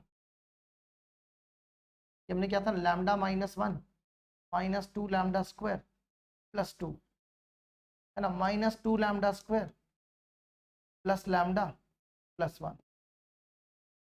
ठीक है, अगर आप लैम्डा को 1 रखते हो तभी ये सिस्टम आपका 0, लैम्डा को 1, एक काम करो इसमें से माइनस कॉमन निकालो जरा, इसको फैक्टराइज करो एक बार, है ना, इसको फैक्टराइज करो, फैक्टराइज करोगे तो क्या बनेगा, 2 लैम्डा स्क्वायर माइनस लैम्डा -1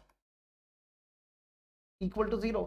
यहां से ये फैक्टर्स निकालो, 2 lambda square -2 lambda plus lambda -1, यहां से 2 लैम्डा कॉमन आ गया, ये बना लैम्डा -1, यहां से 1 कॉमन आ गया लैम्डा -1, तो ये बनेगा लैम्डा -1 और 2 लैम्डा +1।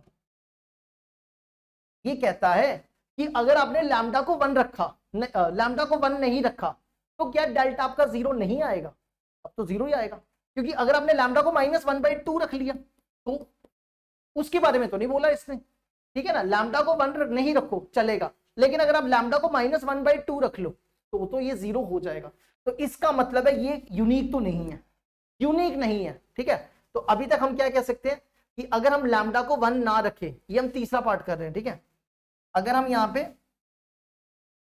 यहाँ पे लैम्डा को 1/2 रख ले, 1 ना रखें तो भी डेल्टा आपका 0 हो जाएगा, ठीक है। अब यहां पे आ जाओ, इसमें आ जाओ, इसमें देखो, अगर आपने यहां पे लैम्डा को 1 ना रखा, म्यू को 13 रखा, 5 9 13 1 2 3 1 लैम्डा स्क्वायर लैम्डा, करो जरा इसको एक्सपैंड, क्या बनेगा ये, 9 में से 5 गए,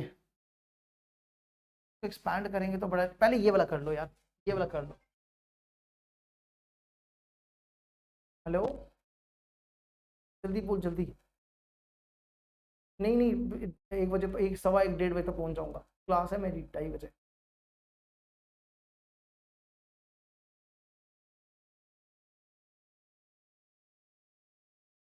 तो देखो हम कहां पे थे, पहले इसको चेक करो एक बार, यहां पे लैम्डा की जगह हमने म्यू की जगह, म्यू के रखो 1 1 1 5 9 13 1 लैम्डा स्क्वायर लैम्डा, है ना, ये सेम बन गया, देखो सेम बना या नहीं बना, नहीं सेम नहीं बना, इसको जरा सॉल्व करो, क्या बनेगा, म्यू की जगह 13 रखा है, ठीक है, म्यू की जगह 13, पहले 2 0 बनाओ, इसको माइनस करो, 0 4 लैम्डा स्क्वायर -1 0 9 13 में से 5 के कितने बचते हैं 8 और लैम्डा -1 और एक्सपैंड इसको, 4 लैम्डा -4 -8 लैम्डा स्क्वायर +8, ये बना -8 लैम्डा स्क्वायर +4 लैम्डा +4, इसमें से -4 कॉमन निकाल लो, है ना, अंदर बचेगा 2 lambda square minus lambda -2 lambda plus -1, है ना, ऐसा ही बना था। देखो इसके फैक्टर्स निकालो, इसके फैक्टर्स निकालोगे तो बनेगा लैम्डा -1 इंटू 2 लैम्डा -1 +1, है ना। अगर आप यहाँ पे लैम्डा की जगह, -1/2 रख लो तो भी ये 0 हो जाएगा, ठीक है, तो भी ये 0 हो जाएगा। तो अगर हम यहाँ पे ये कह सकते हैं कि इस केस में आपका ये सारे 0 हो जाएंगे, आप चेक कर लो, आप यहाँ पे म्यू की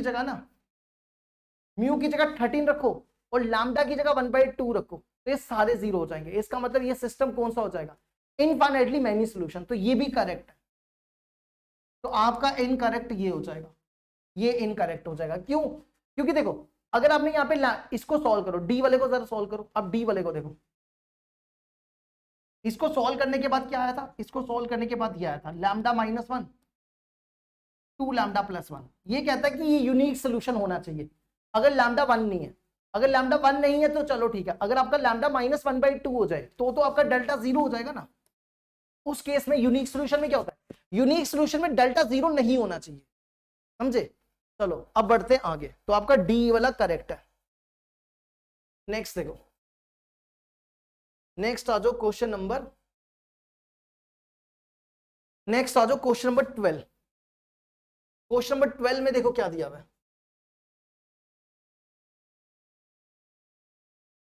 क्वेश्चन नंबर 12 है, आर दिया हुआ है, R be a non zero 3x3 matrix. R यहाँ पे नॉन जीरो मैट्रिक्स है, ठीक है, non zero matrix where X Z ये देके रखा हुआ है, ठीक है, ये देके रखा हुआ है, is not equal to zero भी है यहाँ पे, और थीटा बिलोंग्स टू जीरो से कुछ था, एक सेकंड चेक कर लेते हैं, थीटा बिलोंग्स टू था, रुकना जरा, जीरो से 2π/3 था, एक से हम चेक कर लेते हैं इसको।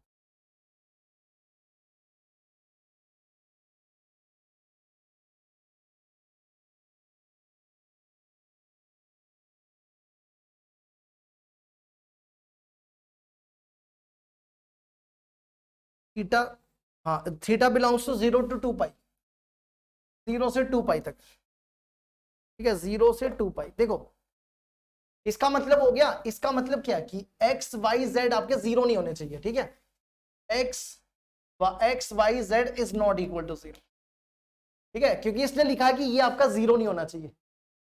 ये जीरो कब नहीं होगा, अब देखो साइन थीटा तो जीरो हो सकता है ना, ये भी जीरो हो सकता है, साइन तो जीरो हो सकता है ना, क्योंकि साइन की वैल्यू तो जीरो होती है। तो अगर आपके एक्स वाई जेड भी जीरो हो गए तो फिर ये कैसे is not equal to zero आएगा, तो यहां पे ये तीनों टर्म जीरो के बराबर नहीं होनी चाहिए। तो पहले पार्ट में पूछा है, देखो क्या लिखा है, for a square matrix M, ये कहता है कि अगर कोई स्क्वायर मैट्रिक्स है एम, तो इसका ट्रेस का मतलब क्या हुआ, sum of all the diagonal entries of M. ये डेफिनेशन है, ये डेफिनेशन दी हुई है कि यहां पे एम का कोई लिंक नहीं है, बस डेफिनेशन है कि ट्रेस ऑफ एम का मतलब होता है कि डायगोनल के एलिमेंट का सम करना। तो पहला पार्ट देखो क्या लिखा हुआ है, यहां पे दो स्टेटमेंट है, तो पहली स्टेटमेंट देखो क्या, trace of R equal to zero, हमें बताना है कि ट्रेस आर का जीरो होगा। देखो जरा, ट्रेस का मतलब होता है कि डायगोनल एलिमेंट्स का सम करना है, इन तीनों का सम कर दो, क्या बनेगा, X plus Y plus Z.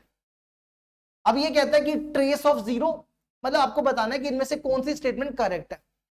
अब यहां पे लिखा है कि X Y Z is not equal to zero, तो ये जीरो के बराबर तो नहीं होगा ना, क्योंकि यहां पे लिखा हुआ है X Y Z is not equal to zero, तो ये जीरो हो ही नहीं सकता।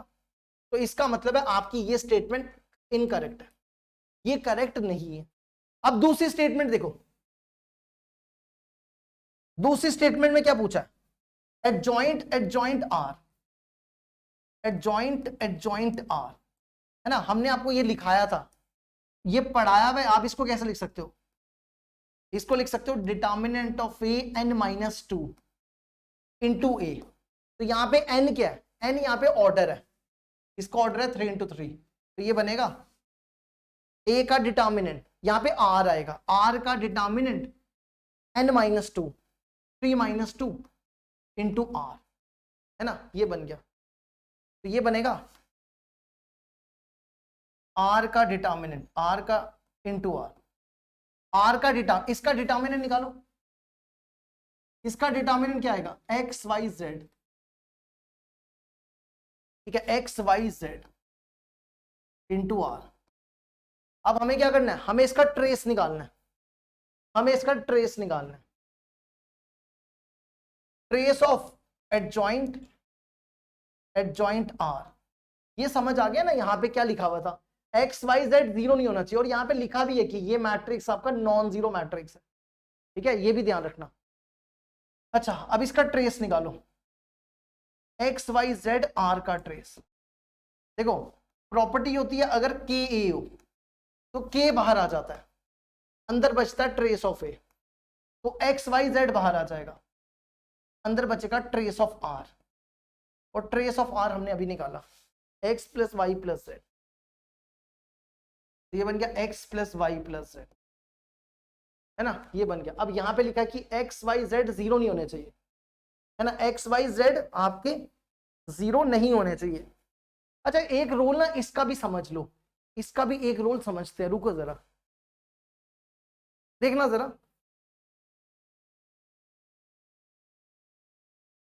देखो एक चीज समझना जरा, अगर आप इन तीनों को प्लस करोगे ना, sine theta, plus 2π/3, sine theta plus 2π/3, इन तीनों का सम ना 0 के बराबर होता है। आप चेक कर लो, चेक कर सकते हो। आप यहां पे क्या करो, साइन ए प्लस बी का फॉर्मूला लगाओ। Sign A cos B, cos B हो गया कॉस 120, कॉस 2π/3 की वैल्यू -1/2, फिर प्लस कॉस थीटा साइन 2π/3 की वैल्यू √3/2। फिर यहां पर भी एक सेकेंड, इसमें एक माइनस का होगा, ठीक है, यहां ठीक करना, एक माइनस का होगा। हम देख लेते हैं किस वाले के साथ माइनस है। नहीं माइनस नहीं है, यहाँ पे 4 है, यहाँ ठीक करना है, यहाँ पे 4 है, 4π/3। इसको भी ओपन करो, sine theta sine 4π/3, sine 300 degree की वैल्यू -√3/2 होती है ना, साइन 4π/3 की वैल्यू, साइन कॉस की, सॉरी कॉस की होती है 1/2, कॉस की होती है 1/2, 1/2 ही होती है ना, कॉस की होती है 1/2, 1/2। ये बना था sine theta cos 120 degree, cos 120 degree की वैल्यू -1/2। ये बना था कॉस थीटा और साइन 120 की वैल्यू, ये ठीक लिखा हमने। फिर यहाँ पे आया साइन थीटा, ये बना कॉस 4π/3, 300, कॉस 60 की वैल्यू 1/2, फिर प्लस, फिर क्या आएगा sign theta, sine cos theta और साइन 4π/3 की वैल्यू -√3/2 है ना, -√3/2। ये टर्म और ये टर्म तो कैंसिल हो जाएगी। अब यहाँ पे गड़बड़ क्या लग रही है, कि रुकना, ये ना एक प्लस का एक माइनस का आना चाहिए। रुको जरा, sine theta plus 2π/3, sine theta plus 4π/3, एक सेकंड वैल्यू चेक करें, साइन थीटा प्लस 2, ये तो ठीक है सारा। यहाँ पे बना cos 120, cos 120 की वैल्यू कितनी होती है, cos 2π/3, 2π/3 की वैल्यू -1/2। अब यहाँ चेक करो, ये बना cos 4π/3, ये बना cos 60 × 4, 60 × 4 240 है ना, गलत लिख रहे हैं हम, 240, ये गलत लिखी ना, 240 की वैल्यू -1/2 होती है ना, -1/2। अब सही है, देखो साइन थीटा -1/2 साइन थीटा और -1/2 साइन थीटा, तो ये बना साइन थीटा, ये दोनों सेम है, ये आधा और आधा माइनस साइन थीटा, ये 0 हो गया है ना, समझ गए ना। तो हम यहाँ पे ये कह सकते हैं कि डायरेक्ट इसकी वैल्यू क्या होती है, 0 होती है। अब देखो इसको इक्वल टू ना k ले लो, तो इसको कंपेयर करो, x sine theta equal to k, sine theta equal to k/x है ना, sine theta equal to k/x। अब यहां देखो इसकी वैल्यू, इसको कंपेयर करो, ये बनेगा k/y, इसको कंपेयर करो, ये बनेगा k/z, k कॉमन निकाल लो और इसका एलसीएम ले लो x/y/z, तो ये बनेगा yz plus zx plus xz which is equal to 0। तो देखो इन सबको इस तरफ ले जाओ, yz plus zx xz equal to 0। यहां पर हम कह रहे हैं कि ये 0 नहीं होना चाहिए, और यहां पर हम बोल रहे हैं ये 0 होना चाहिए, और यहां पे कह रहे हैं कि x y z 0 नहीं होना चाहिए, है ना। ये पॉसिबिलिटी कब हो सकती है, X Y Z plus Z X आपका 0 नहीं होना चाहिए, और यहां पर कह रहे हैं कि एक्स वाई जेड आपका 0, ये 0 होना चाहिए और ये 0 नहीं होना चाहिए, है ना। ये तभी हो सकता है ना, ये तभी पॉसिबल है, ये तभी पॉसिबल है जब एक्स वाई जेड आपका 0 ना हो। इन तीनों का सम, अगर इन तीनों का सम 0 हो गया, अगर इन तीनों का सम 0 हो गया तो फिर तो ये पॉसिबिलिटी बनेगी नहीं। इसलिए हमने यहां पे क्या कहा कि एक्स वाई जेड आपका 0 नहीं होना चाहिए। अब वापस यहां पे आ जाओ, यहां पे देखो, अगर एक्स वाई जेड आपका 0, इनका सम आपका 0 नहीं होना चाहिए, और एक्स वाई जेड वैसे भी 0 नहीं थे, तो ये भी आपका 0 नहीं हो सकता। इसका मतलब, इसने क्या कहा था, इसने कहा था 0 होना चाहिए, तो इसका मतलब ये वाली स्टेटमेंट भी इनकरेक्ट है। तो दोनों की दोनों स्टेटमेंट इनकरेक्ट है, तो इसका आंसर बी वाला हो जाएगा। दोनों स्टेटमेंट आपकी इनकरेक्ट है, तो आंसर क्या हो जाएगा, बी हो जाएगा। देखो जरा इसको यहां तक, अब बढ़ते हैं आगे, नेक्स्ट क्वेश्चन आ जाओ। ये वही क्वेश्चन आ गया, इसमें क्या करना है, ये सिस्टम देके रखा हुआ है इनफाइनाइटली मैनी सोल्यूशन, आपको अल्फा और बीटा निकालना है। देखो इनफाइनाइटली मैनी सोल्यूशन में क्या होता है, डेल्टा भी जीरो, डेल्टा 1 भी जीरो, डेल्टा 2 भी जीरो, डेल्टा 3 भी जीरो। अब हम एक चीज नोट करो, यहां पे अल्फा और बीटा एक साथ है ना, अल्फा और बीटा एक साथ है, तो डेल्टा जीरो लोगे ना तो अल्फा बीटा एक साथ आ जाएंगे। तो हम यहाँ पे डेल्टा 1 ले, नहीं डेल्टा 2 लो, डेल्टा 2 लो वो सही रहेगा, या डेल्टा 1 ले, 1 में तो दोनों आ जाएंगे, 2 सही रहेगा। देखो 2 में क्या करना है आपको, सेकंड कॉलम को चेंज करना है, डेल्टा 2 को 0 लो और सेकंड कॉलम को चेंज कर लो, ये 1 2 3, सेकंड कॉलम को चेंज करो, सेकंड वाले कॉलम की जगह ये लिख दो -4 5 3, और ये सेम रख दो 1 3 बीटा। इसको सॉल्व करो, बीटा की वैल्यू निकाल लो, बीटा की वैल्यू जो आएगी वो हम आपको बता देते हैं। बीटा की वैल्यू आती है, सॉल्व करने के बाद बीटा आता है 54/13, चेक कर लेना 54/13 आता है। अब ले लो डेल्टा, अब ले लो डेल्टा, डेल्टा 2 डेल्टा 1 नहीं 3 ले लो, अब डेल्टा 3 ले लो। अब तो पहले दो को सेम, सीधा तीसरे को चेंज करना, 1 2 3 1 2 3 -2 अल्फा -1 -2 अल्फा -1, और फिर इसको चेंज कर दो थर्ड कॉलम को -4 5 3 -4 5 3, इसको सॉल्व कर लो, अल्फा की वैल्यू आएगी 1/3। अब ये वैल्यू उठा के यहां डाल दो, ये बना 12 अल्फा प्लस 13 बीटा, अल्फा की वैल्यू 1/3, बीटा की वैल्यू 54/13। ये और ये क्या, ये और ये क्या, तो 4 + 54 58 हमारा आंसर हो जाएगा। देखो इसको यहां तक 58 हमारा आंसर हो जाएगा। अब बढ़ते आगे नेक्स्ट, पहले एक बार देखो इसको यहां तक,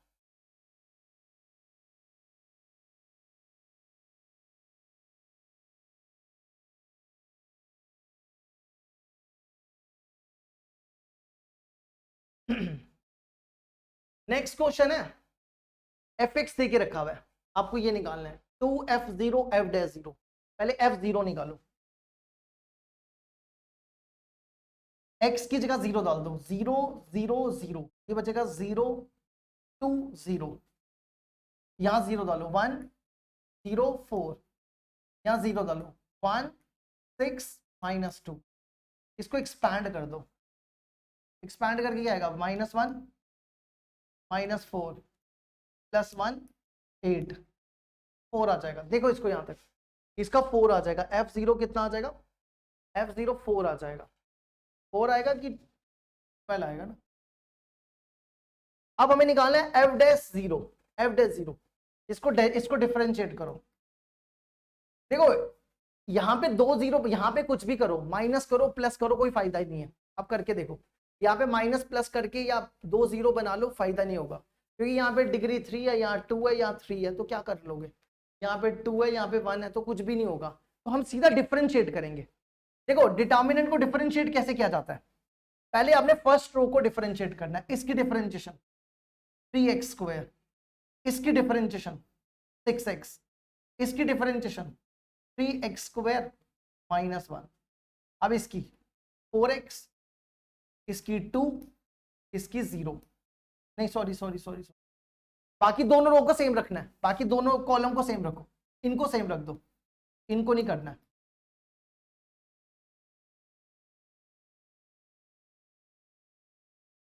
ठीक है, आपने एट ए टाइम एक ही, अब क्या करना है, देखो हमने पहले वाले कॉलम को डिफरेंशिएट किया, अब दूसरे वाले कॉलम को रखना है, करना है, और इन दोनों को सेम रखना है। ये बनेगा x³ 3x² + 2 x³ - x। अब इसको करो डिफरेंशिएट, ये बनेगा 4x + 2 4, 4x 2 और 4, और इसको सेम रख दो 1 + 3x x³ + 6 x² - 2। अब आपने इसको करना है, इन दोनों को सेम रखो, एक्स क्यूब 3x² + 2 और x³ - x, 2x² + 1 2x 4। अब इसको करो डिफरेंशिएट, ये बनेगा 3x² 2x 3x² 2x, ठीक है, ये बन गया। अब क्या करो, यहां पे x की जगह 0 डालो, x की जगह 0, ये बनेगा 0 0 -1, है ना, ये बनेगा 1 0 4 1 6 -2। अब यहां पे 0 डालो, 0 2 0 0 2 4 1 6 -2। अब इसमें 0 डालो, 0 0 2 0 2 0 0 1 0 4 1 0 4 3 0। चलो करो एक्सपैंड, इसको यहां से एक्सपैंड कर दो, 6, ये बनेगा -6, पहला आएगा -6, दूसरा देखो यहां से करो 8 -0 8, तीसरा आएगा 8 3 × 8, है ना, ये बना 28 24, ये बना था, ये ठीक करना है ना, ये गलत दिखाना, 24 बनेगा, ये -24 -1 0 + 24, प्लस बनेगा ना, तो -24 और ये वाला माइनस भी। और फिर अगला हमने किया था ये वाला 8, फिर नेक्स्ट हमने किया यहाँ से, नेक्स्ट यहाँ से करना -2 0 -12 0 -12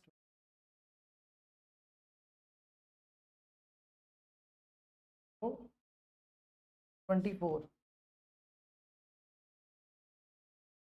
पर लग रही 3 प्लस वाले का आया 12, तो बहुत बड़ा आ गया।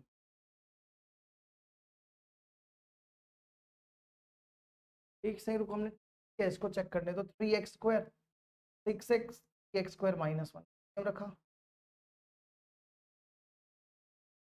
0 डाला, 0 0 -1 1 0 4 1 6 -2, फिर इसको एक्सपैंड किया, एक्सपैंड करके ये 6 आए, -6 आएगा, -6 आएगा, -6 है ना। अब देखो अगला, ये वाला चेक करो, ये 8 आया। अब एक बार चेक कर लो, तो हमने लिखा ये सेम रखा, x³ 3x² + 2x³ -2 4x 2, ये 0 हो गया ना,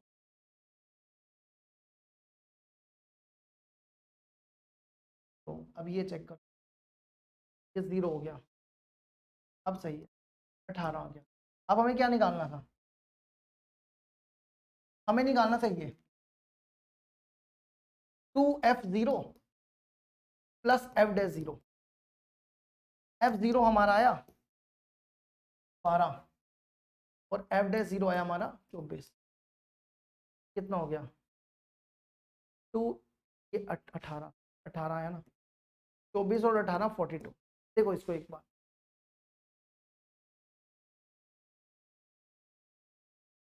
ठीक है, अब बढ़ते हैं आगे, आंसर आ गया 42। अब बचे 6 क्वेश्चन हो, नेक्स्ट आ जाओ 15। 15 में देखो क्या दिया हुआ है, 15 क्वेश्चन में ए दिया हुआ है 3x3 रियल मैट्रिक्स सच रेड, ये देके रखे हुए हैं।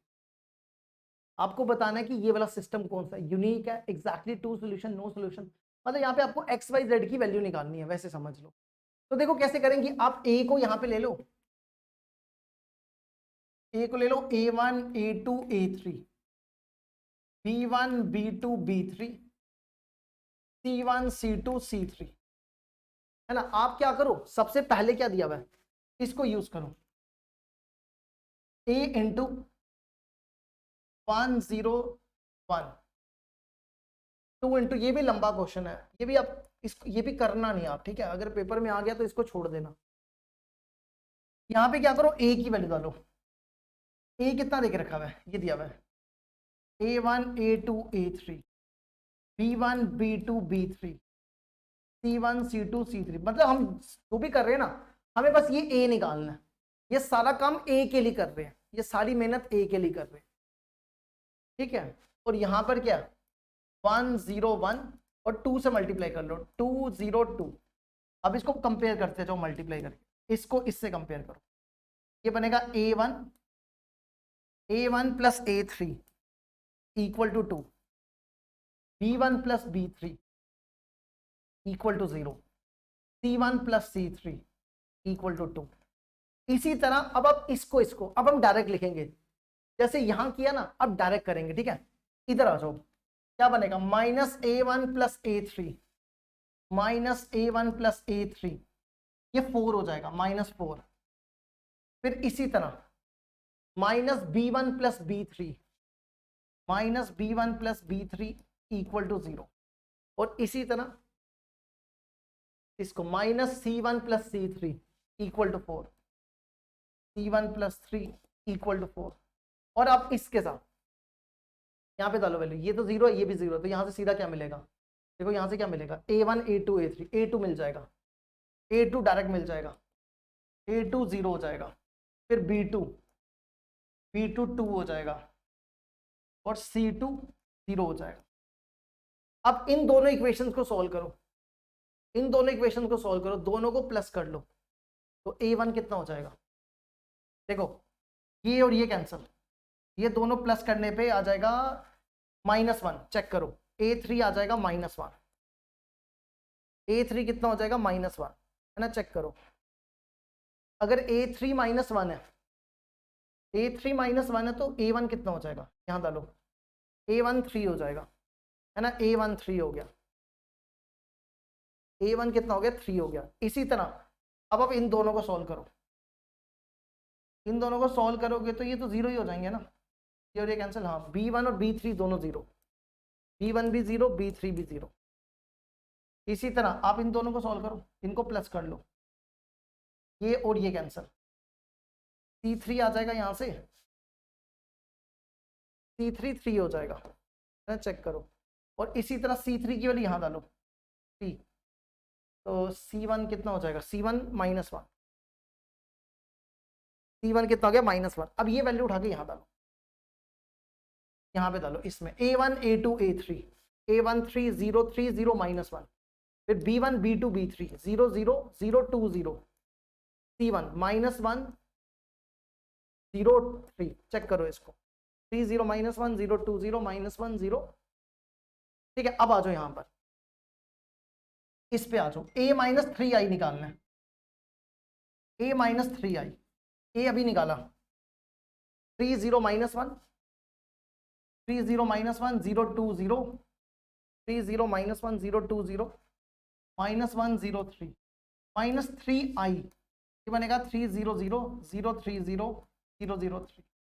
इनको माइनस करो, 0 0 -1 0 0 -1 0 -1 0 -1 0, है ना। अगला 0 0 3 0 0 3 बनेगा ना, ये 0 हो गया ना, यहाँ पे आएगा। अच्छा जी, अब क्या करो, आपको निकालना था, ये दिया हुआ है, इसमें डालो वैल्यू, ये लिखो 0 0 -1 0 -1 0 -1 0 0, यहाँ पे x y z और यहाँ पे 1 2, करो इनको मल्टीप्लाई, मल्टीप्लाई करोगे तो बनेगा -x1 -y1 -z1 equal to 1 2 3। तो यहाँ से x1 हो जाएगा -1, y1 हो जाएगा -2, z1 हो जाएगा -3। तो ये कौन से सॉल्यूशंस है, unique solution, exactly one solution, एक ही सॉल्यूशन आया, इसको बोलते हैं यूनिक सॉल्यूशन। देखो इसको 5 क्वेश्चन बचे, बस खत्म करेंगे अगले 20 मिनट। आप छोटे छोटे क्वेश्चन से जल्दी खत्म होते जाएंगे। ठीक है, अब आ जाओ अगला। इस क्वेश्चन में देखो क्या लिखा हुआ है, let A be a 3x3 matrix. A का डिटर्मिनेंट 2 दिया हुआ है, आपके पास ये देके रखा हुआ है, आपको बताना है कि remainder when n is divided by 9। आपको बताना है कि जो यहां से n आएगा उसको अगर आप 9 से डिवाइड करो तो उसका रिमाइंडर क्या हो। ठीक है, तो कैसे करेंगे, देखो पहले तो आप इसको सॉल्व करो। n इक्वल टू दिया हुआ determinant adjoint up to so on, एडजॉइंट यहाँ पे भी कुछ होगा ना, रुकना जरा, यहाँ पे ए है, ए, और ये कितने एडजॉइंट, ये कितने हैं 2024 टाइम्स। देखो इसका फॉर्मूला होता है, इसका डायरेक्ट फॉर्मूला होता है determinant of A n-1 power में के। इसका डायरेक्ट फॉर्मूला होता है determinant of A n-1, n होता है ऑर्डर, ऑर्डर कितना है इसका, ऑर्डर है 3, n है 3, 3-1 और पावर में के होता है ये कितने टाइम्स है 2024 टाइम्स। तो ये बनेगा a की वैल्यू, a 2 देके रखा हुआ है, 2 की पावर 2 2024 है ना, ये बन गया 2 की पावर 2024। अब हमें क्या करना है, हमें इसको 9 से डिवाइड करना है। ठीक है, अब हो सकता है कि जो हम करने जा रहे हैं ना वो आपको समझना है। हमने दूसरे वाले चैनल पे ना बायनॉमियल थ्योरम पढ़ाई दी है, बायनॉमियल थ्योरम में हमने रिमाइंडर वाले क्वेश्चन कराए हुए हैं। अब देखना जिसको समझ आएगी तो ठीक है, नहीं आएगी तो स्किप कर देना। देखो सबसे पहले क्या करो, ये जो इसकी पावर दिख रही है ना इसको 9 से डिवाइड करो। पहले इसकी पावर ले रहे हैं, 2024 को 9 से डिवाइड करना है। अब 9 से डिवाइड कब होता है, 9 से डिवाइड होगा जब ये मल्टीपल ऑफ 3 होगा, 2 + 4 + 8। अगर इन ऊपर वाली की पावर का सम करो 8 होता है, तो ये 9 से डिवाइड नहीं होगा। 9 से डिवाइड करने के लिए इसको ऐसे रखो 2022। अब देखो 2 + 2 + 2 कितना हो गया 6, है ना, 6 होता है ना 3 से डिवाइड, उसी से हम इसको डिवाइड करेंगे। इसको मैं ऐसा लिखने जा रहे हैं, ये 4 लिख दो, इसको लिखो 2 का क्यूब, पावर में कितना बचेगा 3 6 18, 18 7 674, है ना, चेक करो 674 बनेगा। अच्छा अब क्या करो, एक बार चेक कर लो, ठीक क्या हमने 3 4 12, 1 कैरी, 3 7 21, 3 7 21 और 1 कैरी था 22। ठीक है, अब इसको लिखो 8 8 6 7 4। अब इसका रिमाइंडर निकालना है, 8 को 9 से डिवाइड करो, या 8 रखो और 9 से डिवाइड करो। कितने से करोगे, 9 1 9, तो रिमाइंडर आएगा -1, तो यहां लिखो -1। 4 - 1 की पावर 6 7 4, तो -1 ये हो जाएगा 1 4 हो जाएगा। मतलब इसकी पावर को सॉल्व करने पे 4 आ रहा है ना, इसका रिमाइंडर कितना आ रहा है 4, तो ये बनेगा 2 की पावर, इधर आ जाओ 2 की पावर 4 हो जाएगा। 22204 को सॉल्व करने में 4 आया, 2 की पावर 4 हो गया 16। 16 को 9 से सॉल्व करो, 9 1 9, रिमाइंडर बचेगा 7।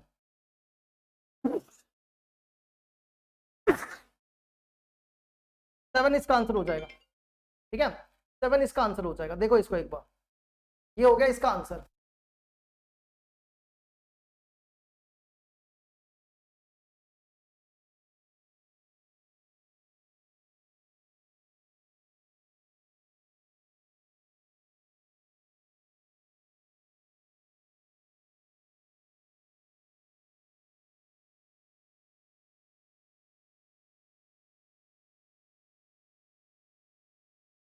क्वेश्चन देखो, नेक्स्ट क्वेश्चन देखो, क्वेश्चन नंबर 17। बस 4 बचे हैं, छोटे छोटे 4 हैं, जल्दी निपट जाएंगे।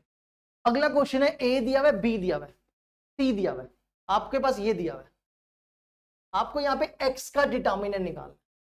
ठीक है, ए दिया बी दिया और आपको एक्स का डिटर्मिनेंट निकालना है। एक्स का डिटर्मिनेंट देखो कैसे निकालेंगे, एक्स देके रखा हुआ है A ट्रांसपोज सी स्क्वायर ए। हमें क्या करना है, इसका डिटर्मिनेंट निकालना है ना, इसका डिटर्मिनेंट निकालना है। हमारे पास अगर ऐसा हो तो हम इसको इस तरीके से लिख सकते हैं, है ना, हम इसको इस तरीके से लिख सकते हैं। तो ये हो गया A transpose C square into A का डिटर्मिनेंट।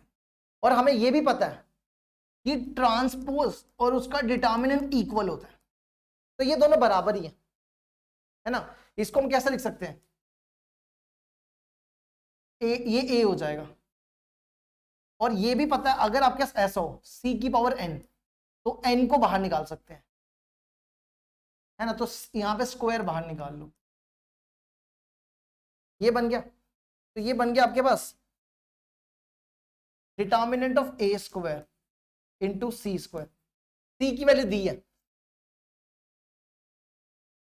यहां पे डालो A B A transpose, A B A transpose का स्क्वायर, ये बन गया।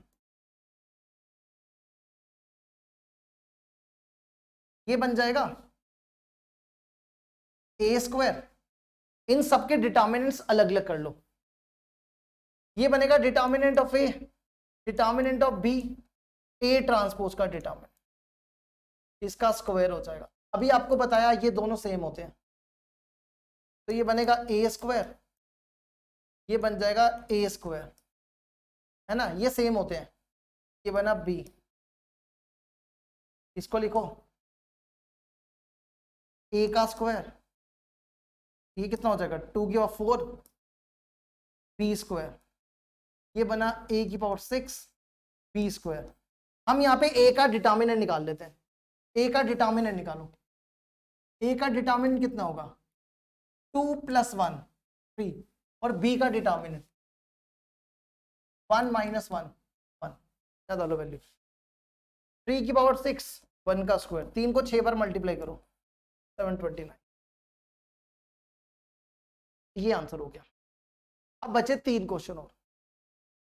नेक्स्ट देखो, नेक्स्ट क्वेश्चन आ जाओ।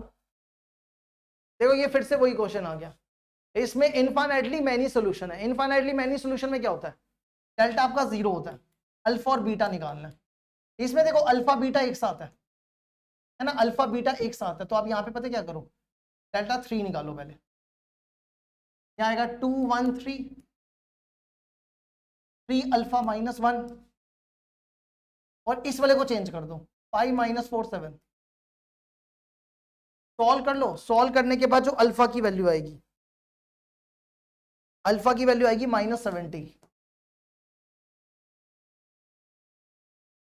ठीक है। इसी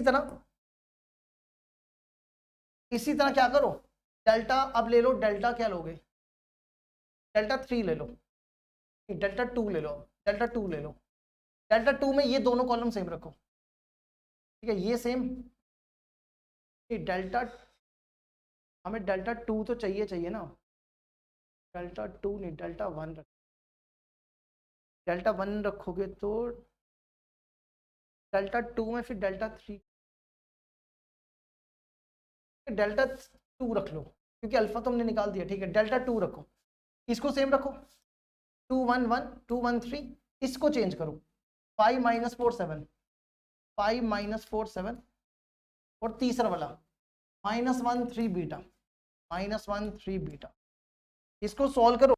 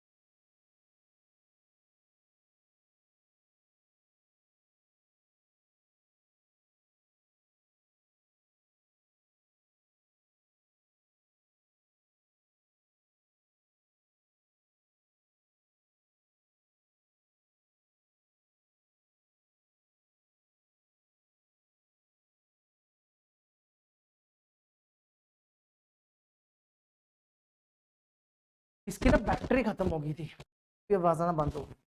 ठीक है, एक सेकंड रुको, तब तक आप इसको ट्राई मारो।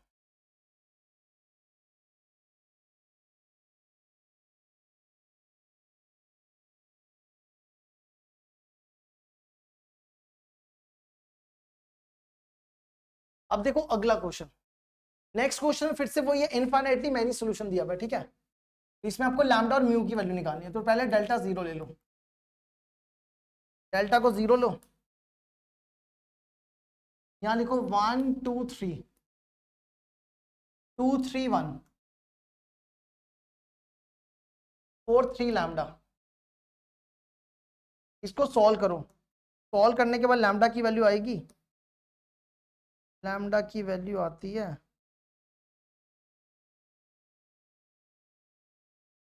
Question lambda plus 2 mu. Lambda lambda किधर गया, इसको सॉल्व करने के लैम्डा की वैल्यू -13 आती है। ठीक है, अब दूसरा, अब डेल्टा 1 जीरो ले लो, डेल्टा 1 को जीरो ले लो। इस वाले कॉलम को चेंज करो, इस वाले कॉलम को 5 9 म्यू 5 9 म्यू, बाकी सेम रख दो। 2 3 3 3 1 लैम्डा 3 1 लैम्डा, लैम्डा की जगह -13। सॉल्व कर लो, सॉल्व करके म्यू की वैल्यू 15 आ जाएगी। अब हमें निकालना है लैम्डा प्लस 2 म्यू। लैम्डा है -13, म्यू है 15, तो आंसर आ जाएगा आपका 17। चलो जी, अब देखो आज का आखिरी क्वेश्चन, इसके बाद हमारा नया चैप्टर स्टार्ट हो जाएगा वेक्टर। जो अगला लेक्चर देगा वेक्टर के ऊपर आएगा, वेक्टर 3D फिर probability.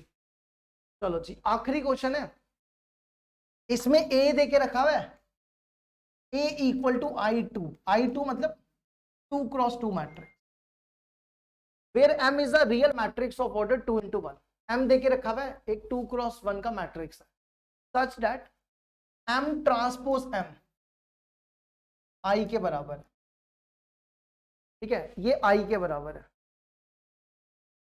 If lambda is a real matrix, real number such that ax equal to lambda x.